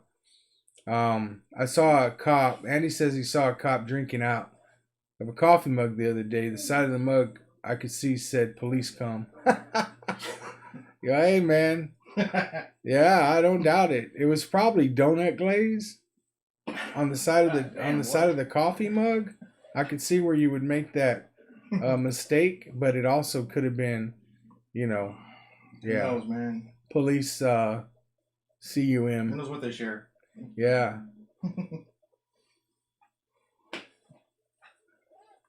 I always wondered why Joe Savaggio always wanted his police officers to drink a lot of pineapple juice all the time. I guess just in case he, I mean, it helps. I think it helps with the taste, right, guys? Is that true? OKC Vet. OKC Vet HPA says that dinner is on me, brother. A $99.99 super chat. OKC Vet. Thank you, man. That's pretty badass. I don't want to alienate anybody that doesn't have, that kind of money. It's okay. Anything helps, but man, thank you. I definitely am going to take the wife out for a good dinner with that. Thank you. We got Bodie Roy says, thank you for the super chat, Bodie Roy. That lady was on the attack tonight. Huge props to that young man who faced her tonight. I agree. Edward Strickland says TF Sheepdog for sheriff in Leon Valley. I don't think they have a sheriff in Leon Valley. But I've seriously considered that, but I don't think that I would be hired by them. I think that would be kind of biased and prejudiced for them to do that. I don't, but hey man, I might do that one day. You never know. You never know. Thank you for that, Edward, and thank you, OKC Vet. I appreciate you covering the dinner. Aaron Queen says, I'm parked in front of your house. Oh, yeah, okay. Aaron, well, I'll let him tell you. I'll let him come on and tell you. I was going to tell you where Aaron came from or where he's going, but he may not want y'all to know that. But Aaron Queen, I told him on live streaming to come on over to the house, so he did. Andy, can you go out? There's a guy out front. Yeah. Bring him in. Make sure you pat him down. Okay, see you guys. All right. I'm just kidding, guys. Nobody gets patted down in my house. You can bring all your guns to my house.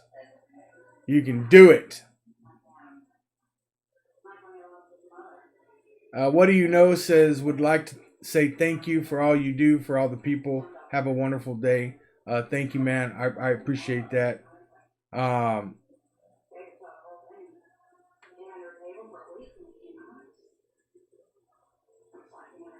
Yeah, Aaron Queen. Andy's coming out to get you, man. So he'll bring you in here in a minute. OKC, Andy says he mistakenly deleted your comment. You deleted OK? Where'd Andy go? Well, hold on. How do you want to be on the live stream? Because the camera's running. I don't mind. Okay, good. We'll let you get in here in a second. How did you, what? You accidentally deleted. Oh, I was trying to delete my comment, and I fucking hit. This is right above mine. If you guys don't know, Andy is a veteran. Yeah. He's a veteran, and what branch were you in, Andy? USAF. He was in the Air Force, and his head's a little off. Yeah. Because he got beat up a lot by Army guys. I was in the Army, and I can assure you that he got hit in the head a lot by Army folks. And so OKC, apparently he was trying to delete his comment, but he deleted yours by accident. And just forgive him for that. It's fat finger. Forgive him by that. How much to slap Andy in the head for deleting OKC's comment? That's what I want to know. And if the price is right, it's going to happen. If the price is right, I'll slap the glasses off of his head. I'm just kidding. Don't donate for me to slap him. I would never slap him. Go ahead. He's a very close friend of mine. But wouldn't that be funny? So, I have a guest here at the house that just showed up. If you guys have any, by the way, if you have any questions about what you saw on the debate tonight, oh shit. Okay, see, but look, there, you deleted his comment, Andy. And look what he just did. Did you see that? Yeah, I seen that. Okay, what do you got to say to that? What do you got to say to that, Andy? My bad, bro. It won't happen again. No. Did you see what he just did? No, whatever. Look. Yeah. Read the screen. All right. That's awesome, man. $100. Here's dinner for Andy. All right. Thank you, OKC Vet. Thanks, OKC. He's a little slow. Too many strikes in the head from the Army guys, but it's all right, man. All right. So anyway, if you guys have any questions, but in all seriousness, if you guys have any questions about what you saw on the debate tonight, either ask them here and I'll try to get to them. But if you don't, if I don't answer your question tonight, just email me with your question and I'll try to answer it. Especially the folks that are in San Antonio and are actually going to be voting on this proposition. What you want to do is you want to vote yes on Proposition B. And that's going to seriously hurt the protections that they have in place that protect them whenever they whenever they engage in bad behavior. There's my email. You can submit your questions there about the debate. Bootleg Justice wants to know if I'm going to go to LaPorte, Texas on Saturday. So what you guys, so I'm not going to go, and I'll tell you why. First off, if I could go, I would have already been down there the next day, and I would have seen how many disorderly conduct tickets and arrests I could have accrued from LaPorte in 72 hours. Right? That's what I would have done. Because, I would have just been cussing just nonstop for 72 hours and just see how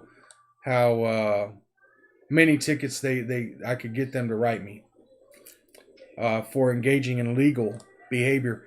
But I can't go because whenever I was arrested on February 2nd, 2019 by Olmos Park, and some of you guys that are new subscribers, you may not know about this, but you can type in TX Sheepdog arrested by Olmos Park. I believe the only video really that's up that's any good is on Nomad, Nomad. There's a reason I haven't put a video out about it. It's because there's a serious criminal case that's ongoing. I was charged with blocking a passageway, resisting arrest, unlawfully carrying a deadly weapon in a manner calculated to cause alarm, and also felony assault on a peace officer. And those charges are still pending. Now we know if you've watched the video, you know that I didn't break any of those laws that they said I broke. In fact, I saw the police report, and it says in there, you guys remember when the alleged assault happened, he had lifted me up off the ground, and I stood up trying to get my feet up underneath me, because all my shoulders were holding my body weight, all 270 pounds, and tried to get my feet up from underneath me, and dumbass Lopez, the guy that's always doing this, he's a citizen calls him out because she heard some noises up in her tree, and he's like, "Step back, ma'am," and he's looking left and right because he thinks he's working in Compton, L.A. You're working Almost Park, dude. You're not fooling anybody. J-Lo. But anyway, yeah. So the back of my head hit his mouth, I think, or his cheek or something. I actually thought they punched me. That was how hard it hit. And but anyway, they didn't write that. That's when it happened. What they wrote was what Lopez wrote was that when they were escorting me to the police department, I threw my head back and struck him in his face, which is a complete lie. And currently, they will not provide their body cam to the DA's office. This happened over a year ago, and have not been indicted because the DA is not going to indict unless they have the body cam, and Almost Park won't give it to them. Why won't they give it to them? You figure that out. Because it doesn't match the police report. Anyway, it was there. So their mission there was not to seek justice for a person who committed 4 crimes. Their mission there was to cause as much damage to me as possible. And so what they did was, when I was arrested and taken downtown, they filed a false affidavit to the judge claiming that I've been arrested multiple times, but they didn't mention that all of them have been dismissed. They didn't mention that I was not out on bond or I didn't have any criminal allegations against me at the time. They said I was a threat to the community, that I was a threat to police officers. They likened me to the next mass shooter, talking about how, all these, how many guns I had and all this other stuff, right? And they asked for some protections. So the judge issued a leg monitor for me, put me on house arrest, and a no contact order with Almost Park. We got that removed about a week later, but we were only able to get the leg monitor removed and the house arrest removed. They still kept the no contact order. Well, basically it says no harmful or injurious contact with Almost Park Police. Yes, the Almost Park Police had to go get a judge to produce a piece of paper that says I'm not allowed to engage in harmful or injurious conduct with them. As ridiculous as that sounds. I would put out to you that I've never engaged in any. There's no evidence that I've ever engaged in any harmful or injurious conduct towards anyone. A police officer, nothing. But anyway, also what that did is that triggered pre-trial services supervision. So while I'm out on bond, even though I bonded out commercially, the county has a court order allowing them to monitor me and make sure that I meet certain conditions. Like, for instance, I don't have any harmful or injurious conduct with the cowards at Almost Park. The liars, thieves, and cowards at Almost Park. Valenciano, Lopez, Salinas. The white-haired dude that was walking by my cell, making his little faces and comments and ignoring my request to have EMS come check me out. What's his name? Hector Ruiz, who walked in and told me to shut the fuck up, and kind of smirked and smiled at me, trying to get a rise out of me. All while I'm in handcuffs. See, they don't do that when I'm not in handcuffs. Because I've confronted these guys before, face to face, and they don't do that. We've seen the videos of how they interact with me when I'm not in handcuffs. They're scared little bitches. And, they, yes, sir, Mr. Miller, yes, sir, Mr. Miller. But when they bring me into the privacy of their police station, they act like kindergartners. But that's okay. I'm going to have my day in court.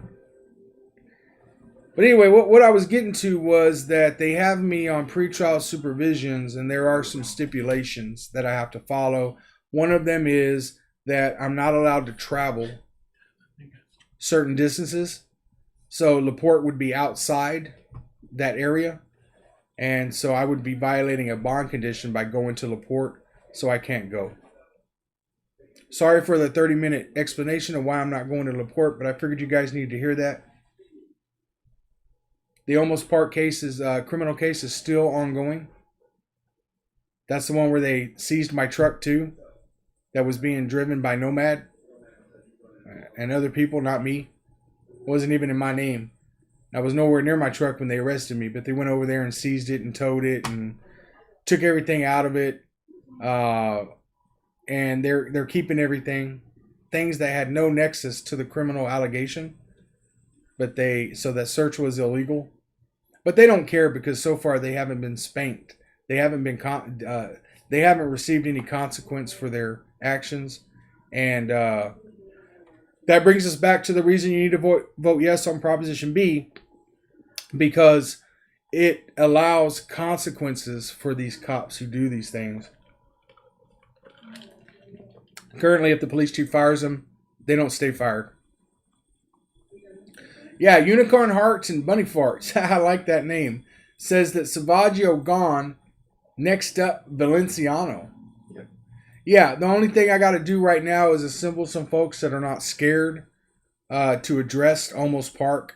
Unfortunately, I have reason to believe that everybody that showed up in force after the arrest of people in Almost Park, they showed up with, 500, 600, 800, 1,000 people with guns. Not one of them has the balls. Now, they were out there in full force saying, we can open carry our rifles in public, and if you banging on the door, if you arrest us, we're going to arrest you. But none of the people that were out there yelling and saying that they were going to do this, that, and the other for freedom and liberty have the balls to walk down the street in Almost Park with a rifle on their back. They don't have the balls to do that. I'm the only one that's gone out there and exercised that legal activity, that right I have under Texas law, by myself. And I've been arrested every time I've done it. So, unfortunately, the big thing there, we are going to start addressing Almost Park. That ship's coming down the river, and it's going to be quite fun because based on my personal experience, Almost Park is twice as bad as Leon Valley ever was. I know you guys don't know a lot about what has happened in Almost Park. It's all there. And it's all going to come out. But I will tell you, I know everything that's going on in both places. And Almost Park, Chief Valenciano and his thugs and that city council and that mayor, they are twice as bad as Leon Valley ever was. Just remember that whenever that starts happening in Almost Park, and it will. I just got to assemble some guys with balls. Right now I got a bunch of guys with, no disrespect to women, but I imagine they don't have balls.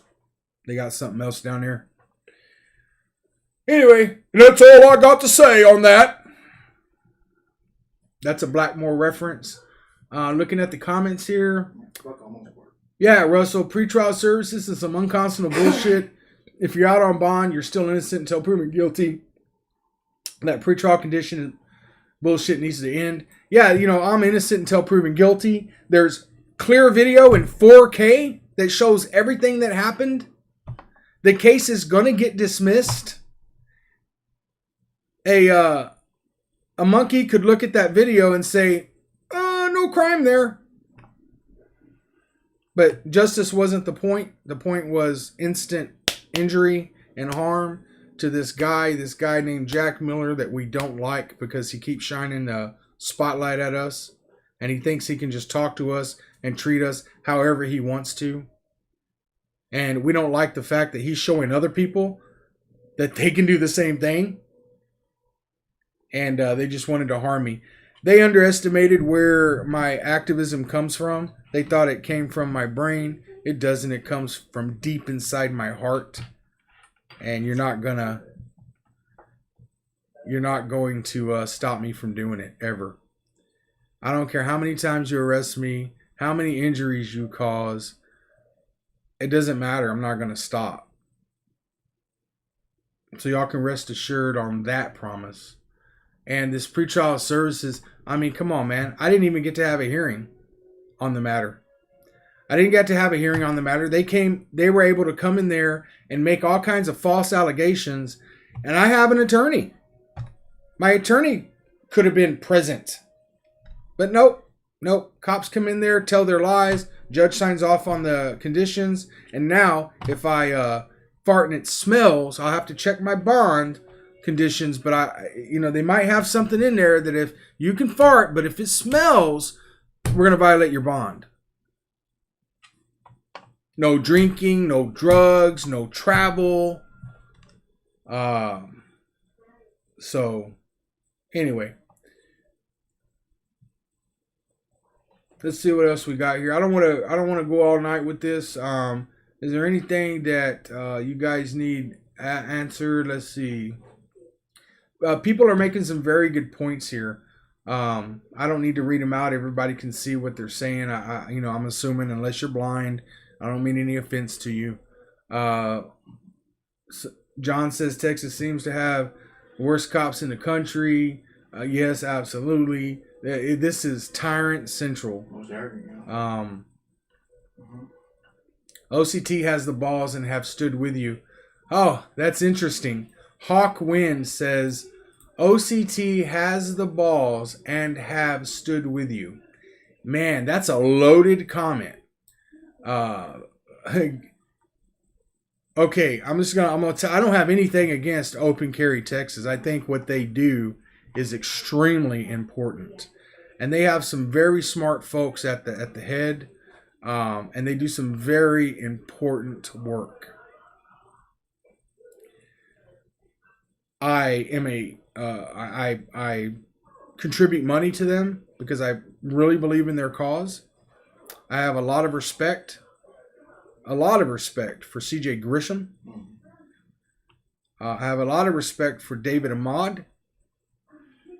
I have a lot of respect for Richard Briscoe. As far as what they're doing, right? Their mission.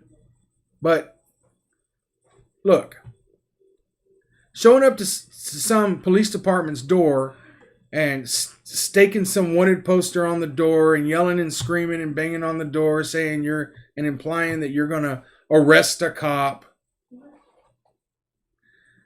That's fine and dandy if you're going to do that.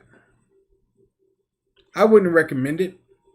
But by God, if that's what you mean and you mean what you say and you do what you mean, then I'm behind you on principle. But unfortunately, both times that OCT showed up to Almost Park in full force, they did not follow through on any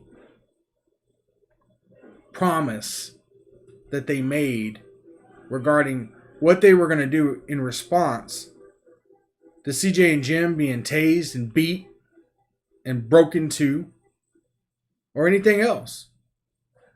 As far as I know, they have not fulfilled any of those promises. So to me, my opinion is that it was just a big show. It was a big show to garner attention for OCT. And I'm all for that. I get that part. But go to the Capitol and do that. Go somewhere where it's safe.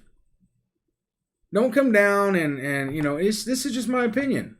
You come down and you act like you're tough, but you're really not. Really, I mean, I'm sorry, but I believe that OCT, as far as the people that they were, the people in action, the people that engaged in the actions that they were so much against that day, they just made a laughing stock of themselves.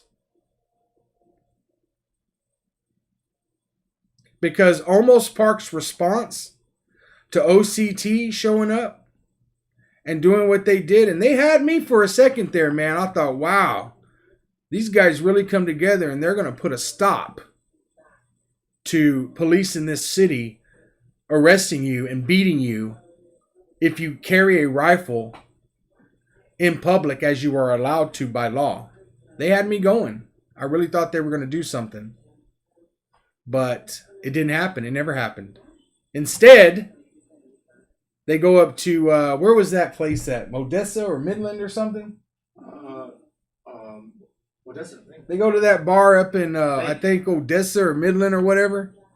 Close there. What did they do? They went up there when the governor's order was in place, got their asses handed to them. As far as I know, those charges have not been dropped. And then, this is why I'm laughing. The next time they went up there was right after the governor's order expired. I don't think too many people caught that. I did, because I'm a man of principle. They should have been up there the next day. But they knew that the sheriff made it very clear, if you come and do it again, we're going to come out with MRAPs again. And those people who say, we're not going to lay down our guns. If we're not breaking the law, we're not laying down our guns. Yeah, you will. You did it on day 1. You would have done it on day 2 and day 3 and day 4 and day 5. That's why they never showed up day 2, 3, 4, and 5. They waited until the governor's order expired because the sheriff said he's enforcing the governor's order. So then they go out and have this rally at the same place, making everybody think that they're standing up to this tyranny, when in actuality, the sheriff don't give a damn. There was no more governor's order in place. There was no danger. And I'm okay with reserving your rallies for non-dangerous situations, like at the Capitol. They're not going to do it. Yeah, they're going to come out there with their gas masks or and all that stuff, because if you do something stupid, they're going to hand your ass to you. You know that. They know that. But they're not going to do nothing to you at the Capitol. You're out there. You're carrying your guns. You know it's safe. You let them know you're coming beforehand. You call them a day before, right? Mm-hmm. Unfortunately, I mean, that's the MO. They call them the day before, make sure everything's clear and good to go, make sure everybody knows what they're doing. And then CJ did that in Almost Park. And I'm not bashing CJ for calling the police chief the day before. I think that was a very good way of going about it. I would recommend that if you so choose. But they didn't take the warning from me that they were going to be arrested. They didn't think I knew what I was talking about, and they didn't think I knew what I said I knew. And we saw what happened. But anyway, stick to the safe stuff. OCT has the balls. I don't know, man. I haven't seen anybody from OCT go out and carry a rifle in public in Almost Park by themselves. I see members from OCT all over Texas carrying rifles out in public by themselves. But my opinion is they will not do it in Almost Park because they are smart and they know that they're going to get their ass handed to them. I mean, who would think otherwise? It happened to me. Then it happened to Jim and CJ. Then it happened to me again. Almost Park's answer to OCT was to, when I came out there with a rifle, to assault me, charge me with false crimes and lie. And, you know, where are they at right now? Wishing that they could carry an Almost Park and waiting for me to clear the way for them so they can come up and do another publicity rally. And that's fine. I welcome them. I'll be right out there with them supporting their cause.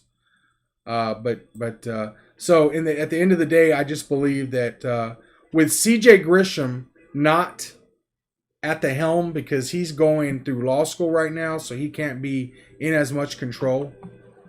It's left to crybabies like, Briscoe and Ahmad. I mean, they're crybabies. When it comes to free speech, they really don't like it if it's critical of them. And the way I am, I don't care if you're sitting in my office right now, if you're helping me like Andy does, or if you're my best friend like SAXC Prez is. SAXC Prez will tell you the way I am. I love you, but if you come out with some bullshit, I'm going to call you out on it. Simple as that. And then I'll love you afterwards. I'm going to call you out on your bullshit. I did that with a couple of the OCT guys, and they decided to disown me, which is fine. It's no skin off my back. It's unfortunate. I'll still support them. But let's stop with the they have ball stuff. I call those type of folks peacocks. The guys that go out with their rifles, but they won't go to Almost Park, but they'll go to the Capitol. They're peacocks. They're going out. All they want to do is show their feathers for everybody to see, look good, show their feathers, and stay away from dangerous things. Peacocks won't go around anything dangerous. Neither will the peacocks that are in OCT. I'm not saying that every OCT member is a peacock, but man, there's a lot of them. If you go into Almost Park, it is perfectly legal to carry a rifle out in public. If you go into Almost Park by yourself, and I'm willing to bet with just 2 or 3 other people, max is probably 3, they will arrest you for carrying that rifle. They will charge you with disorderly conduct, carrying a deadly weapon in a manner calculated to cause alarm, and you will go to jail for that Class C misdemeanor. You'll spend probably 10 to 15 hours inside Almost Park's little police station, and then they'll take you down to the jail. But a lot of times the jail says, no, we're not going to take a Class C, so they'll charge you with other things, and they'll flat out lie. One of the OCT guys that I argue with back and forth every now and then, and I won't mention his name because he's actually does have some principle, said one time that the reason I didn't have as much supporters as I think I should have is because of my criminal record. So let me just let everybody know something. I have 0 convictions on my record. 0. None. Because there was never any evidence that I committed a crime because I did not commit a crime. So no, it wasn't because of my record. It was because of my mouth. Okay. Some people don't like it. Some people do. Don't care. All right. Edward Strickland wants to know, all charges were dropped in Leon Valley, right? Texas Sheepdog? Yes. I have no pending charges other than from Almost Park. Leon Valley's charges were dropped. Leon Valley fought for 1.5 years with the DA because they did not want to give them the video that I took with my GoPro on my chest of me committing the alleged felony. It took a court order and a threat of contempt from the judge to the police department to get them to finally give the video to the DA. And when they did, they dismissed the charge because they actually finally got to see what actually happened because the affidavit was completely false. The video showed what happened, and I didn't break a law, so it got dismissed. But yeah, all charges from Leon Valley have been dropped, and currently there is no pending charges from Leon Valley.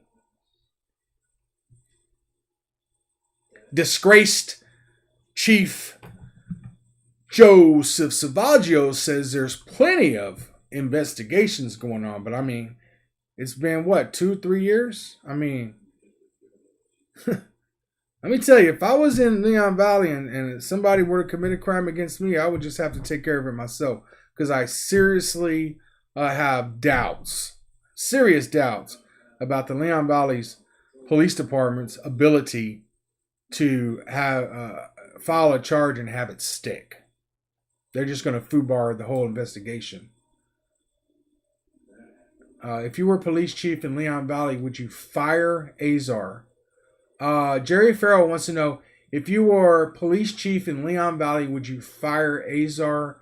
I think you spelled fuck wrong. And the answer is yes, I would.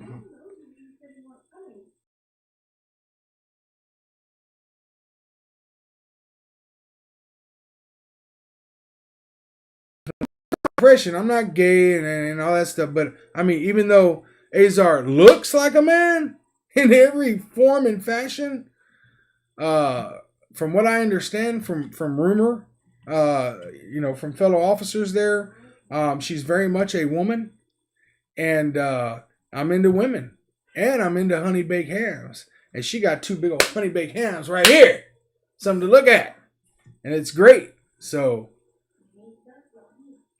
Nah, yeah, I should leave Azar alone. She's been trying to do the right thing since we've been returning to Leon Valley. Azar's been trying to do the right thing, and I should leave her alone. Let's see here. That's not true. OCT folks have supported you. Okay, Hawkwind. Hawkwind, in response to my whole story about OCT, Hawkwind's response is, that's not true. OCT folks have supported you. My stupid meter's going up here, dude. Careful. Let's see what else he said. Hawkwind says, they have always been willing to step out with you.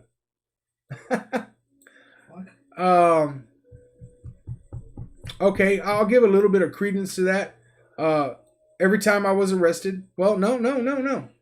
When I was arrested the first time, OCT was nowhere to be found. They came after CJ and Jim got arrested. And then when I was arrested the second time, they came out. But where are they now?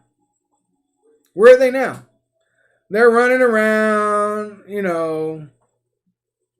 standing up for unconstitutional.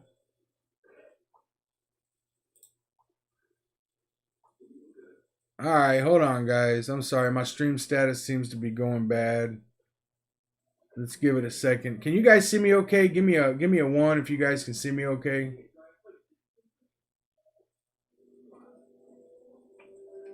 Give me a 1 if you guys can see the video okay and all that good stuff.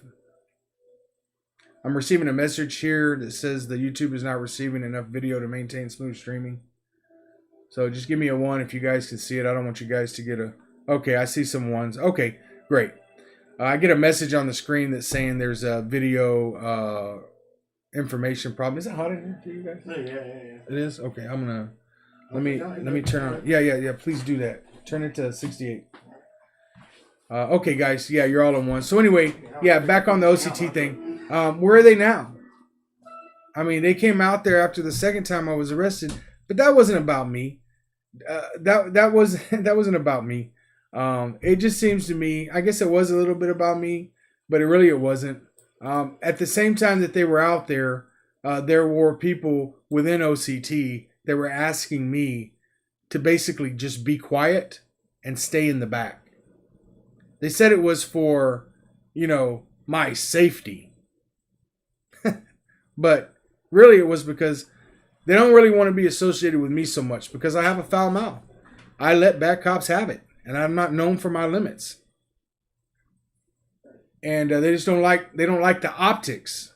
And I really don't care. Give David a call. He'll lead the charge.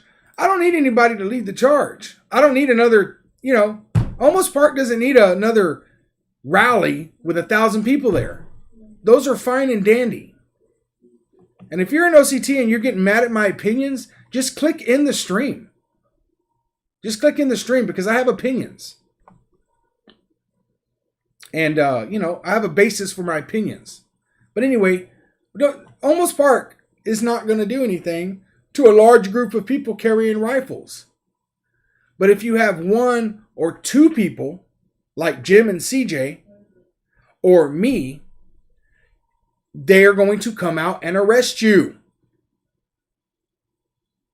What Almost Park needs is a recreation of what they have a problem with. They have a problem with people carrying rifles in the city. It's clear as day. At least they're smart enough to not try to come out and arrest 600 people for doing it. But they have demonstrated over and over and over again that they will come out and not only arrest you, but they will beat you. They will beat you and they will injure you. If you carry a rifle in their city and it's just you or one other person. Surely OCT and other patriots that are supportive of open carry of weapons, not just rifles, but any weapon, but Almost Park has a problem with rifles. Certainly those patriots that care about that should have a huge problem with the fact that Almost Park will arrest you if you carry a rifle.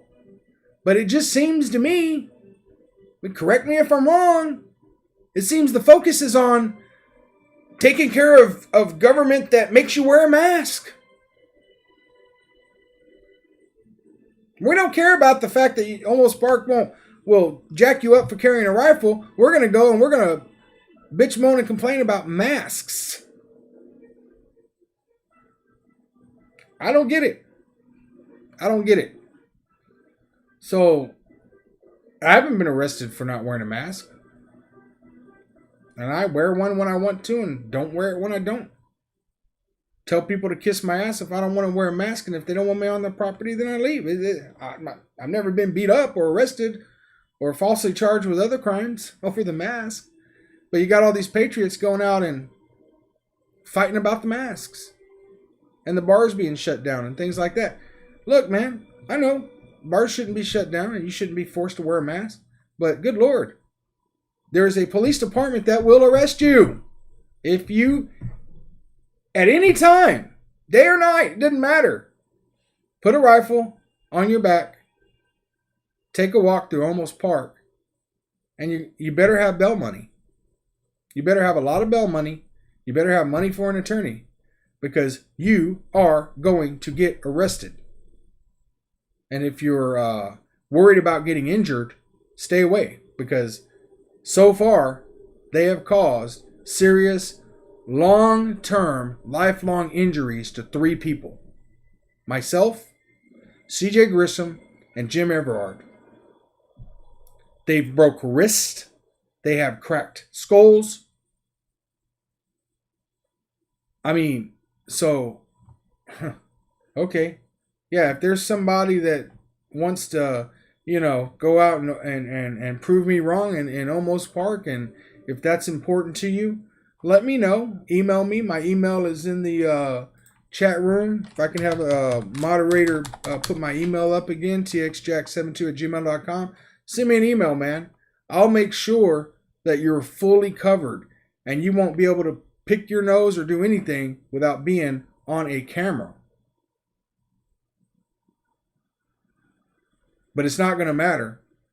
We had 4 cameras out at Almost Park last time. We were shooting a video. We had no intent of having any interaction with the police. We were making a video letting people know that if they were going to threaten or carry out threats to the Almost Park police, they needed to think about the fact that one of us might be out there and we're not going to let anything happen. We're not going to let anybody hurt, one of the city people. And that was we were out there doing a video shoot. And subsequently, I sustained injuries for life, was charged with crimes I didn't commit. And look, y'all all saw the rifle break in half. I was using a prop for the purpose of shooting the video. I was using a prop. I wanted to have a big badass M4. It looks really tough with the short barrel, but I can't legally carry one because I would have to, get the tax stamp and all that other stuff. So, but I wanted the M4, so I used a prop. That's what movie makers and content creators do. Sometimes they use props in their videos. And so that's what I did. And I was charged with unlawful carry of a deadly weapon in a manner calculated to cause alarm. Does anybody care the fact that I wasn't carrying a deadly weapon, but I was charged?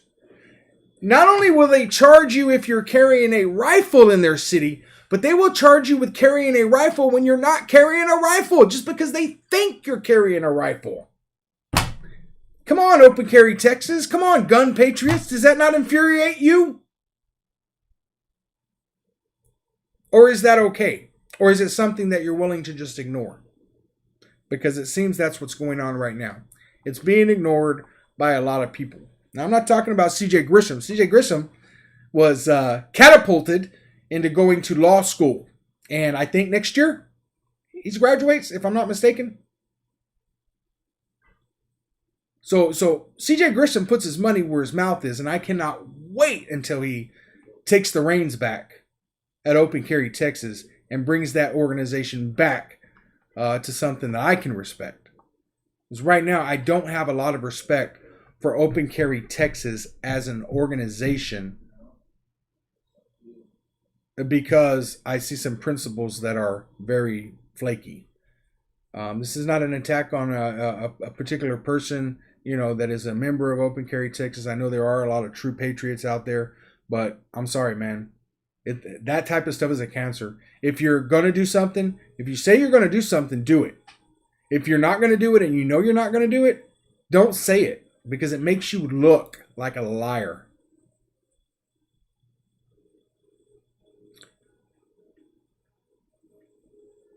All right, let's see. I was not looking at the comments. So,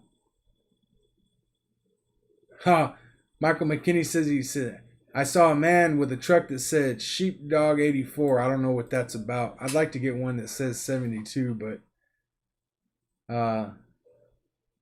yeah, Jumpkey says almost was fixated on creating police drama in the streets at the expense of citizens. Absolutely. And it's going to cost their citizens dearly. We have only just begun.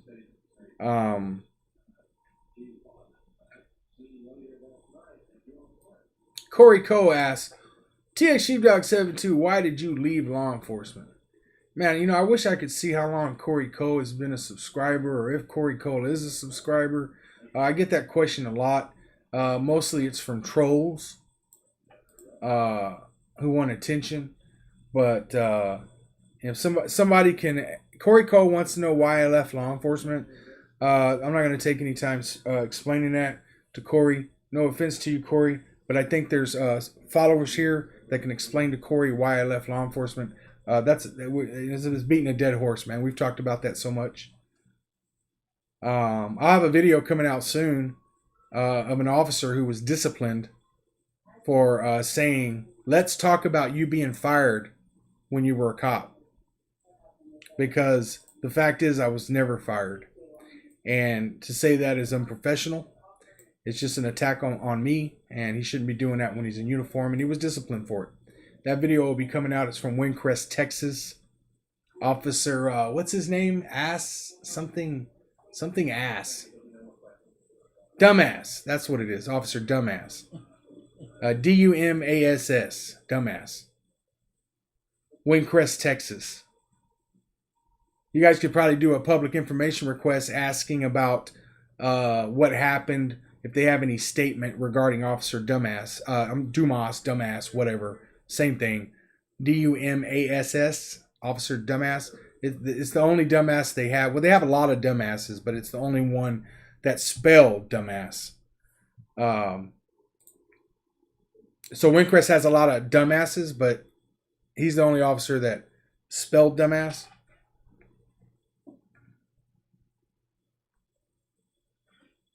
Sig says he likes the whole me eating Bill Miller's off that deputy's personal truck. I made a mistake on that video. I didn't realize how good my mic was. And my mic really picked me up chewing. I know you can't see me, but I really wasn't like smacking. Like, the sausage was good. So I was pounding that. I was just blah, blah, blah, blah. But I didn't realize how good my mic was. So there was a lot of smacking in there. I took a lot of heat for. Yeah, so Hawkwind says, dude, if I could walk, I would be right there. I don't need a group. If any OCT people were telling you to take a back seat, then they are in the wrong group. Yeah, that's all I'm saying, Hawk, is that there are, quite a few folks that said some things to me like that, said I need to not cuss so much and I need to not be so loud and obnoxious. And it was just apparent to me that, their principles were conditional on certain things. And, Self-Defense Fund actually has some fine print that they can deny you coverage if you're not polite to the police. So if you shoot somebody that's breaking into your house and you say, hey, I don't want to talk to you guys, I'll talk to you through my attorney. Let's notify my attorney at Self-Defense Fund, and I'll be happy to talk with you guys at that time and give you the interview and answer the questions you need. And then the officer says, no, you're going to talk to us right now. And you say, look, I told you I want an attorney first before I talk to you, with all due respect. And the officer says, no, you're going to talk to us right now. And you say, look, clean your partner's dick skin out of your fucking ears and listen to me when I tell you I'm not talking to you until I get an attorney. Self-Defense Fund can say, you know what, Jack?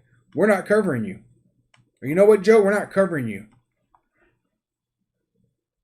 It's not because of all the polite stuff you said to the officer, but it's when you told him to clear his partner's dick skin out of his ear because he didn't hear you when you said you didn't want to talk without a lawyer. You weren't nice to the police officer, so we're not going to cover you with the $1 million worth of coverage that we say we have, that we don't. They can actually not cover you if you're not polite to the police. Did y'all know that? And from Self-Defense Fund, Larry Kilberg, or whatever he is, I have an email from him letting me know that the reason I was not going to be covered back with my first arrest from Olmos Park when they were covering CJ and Jim was because of my mouth and extreme disrespect that I showed to law enforcement. I don't think they should have covered me anyway because it wasn't a self-defense situation. It was an open carry situation. And they shouldn't have covered anybody for open carry situations. But they did cover some people. And then they didn't cover some other people that they didn't like. So, there's just questions about principle there. And then when I questioned them about that, and I was critical of them about that privately, through an email, I was just me emailing you saying you're full of shit, man. What did they do? They canceled my membership without telling me. So I wasn't covered with gun insurance for about a month and a half. They could have at least told me they canceled me, but they didn't. And that's just, these are things they do, and this is why I have the opinions I have. Not everybody, but it is some people. And you're right. If people think that, I need to stand in the back or stay off camera or whatever, they're in the wrong group, right? And, that is handled by the people that are in charge.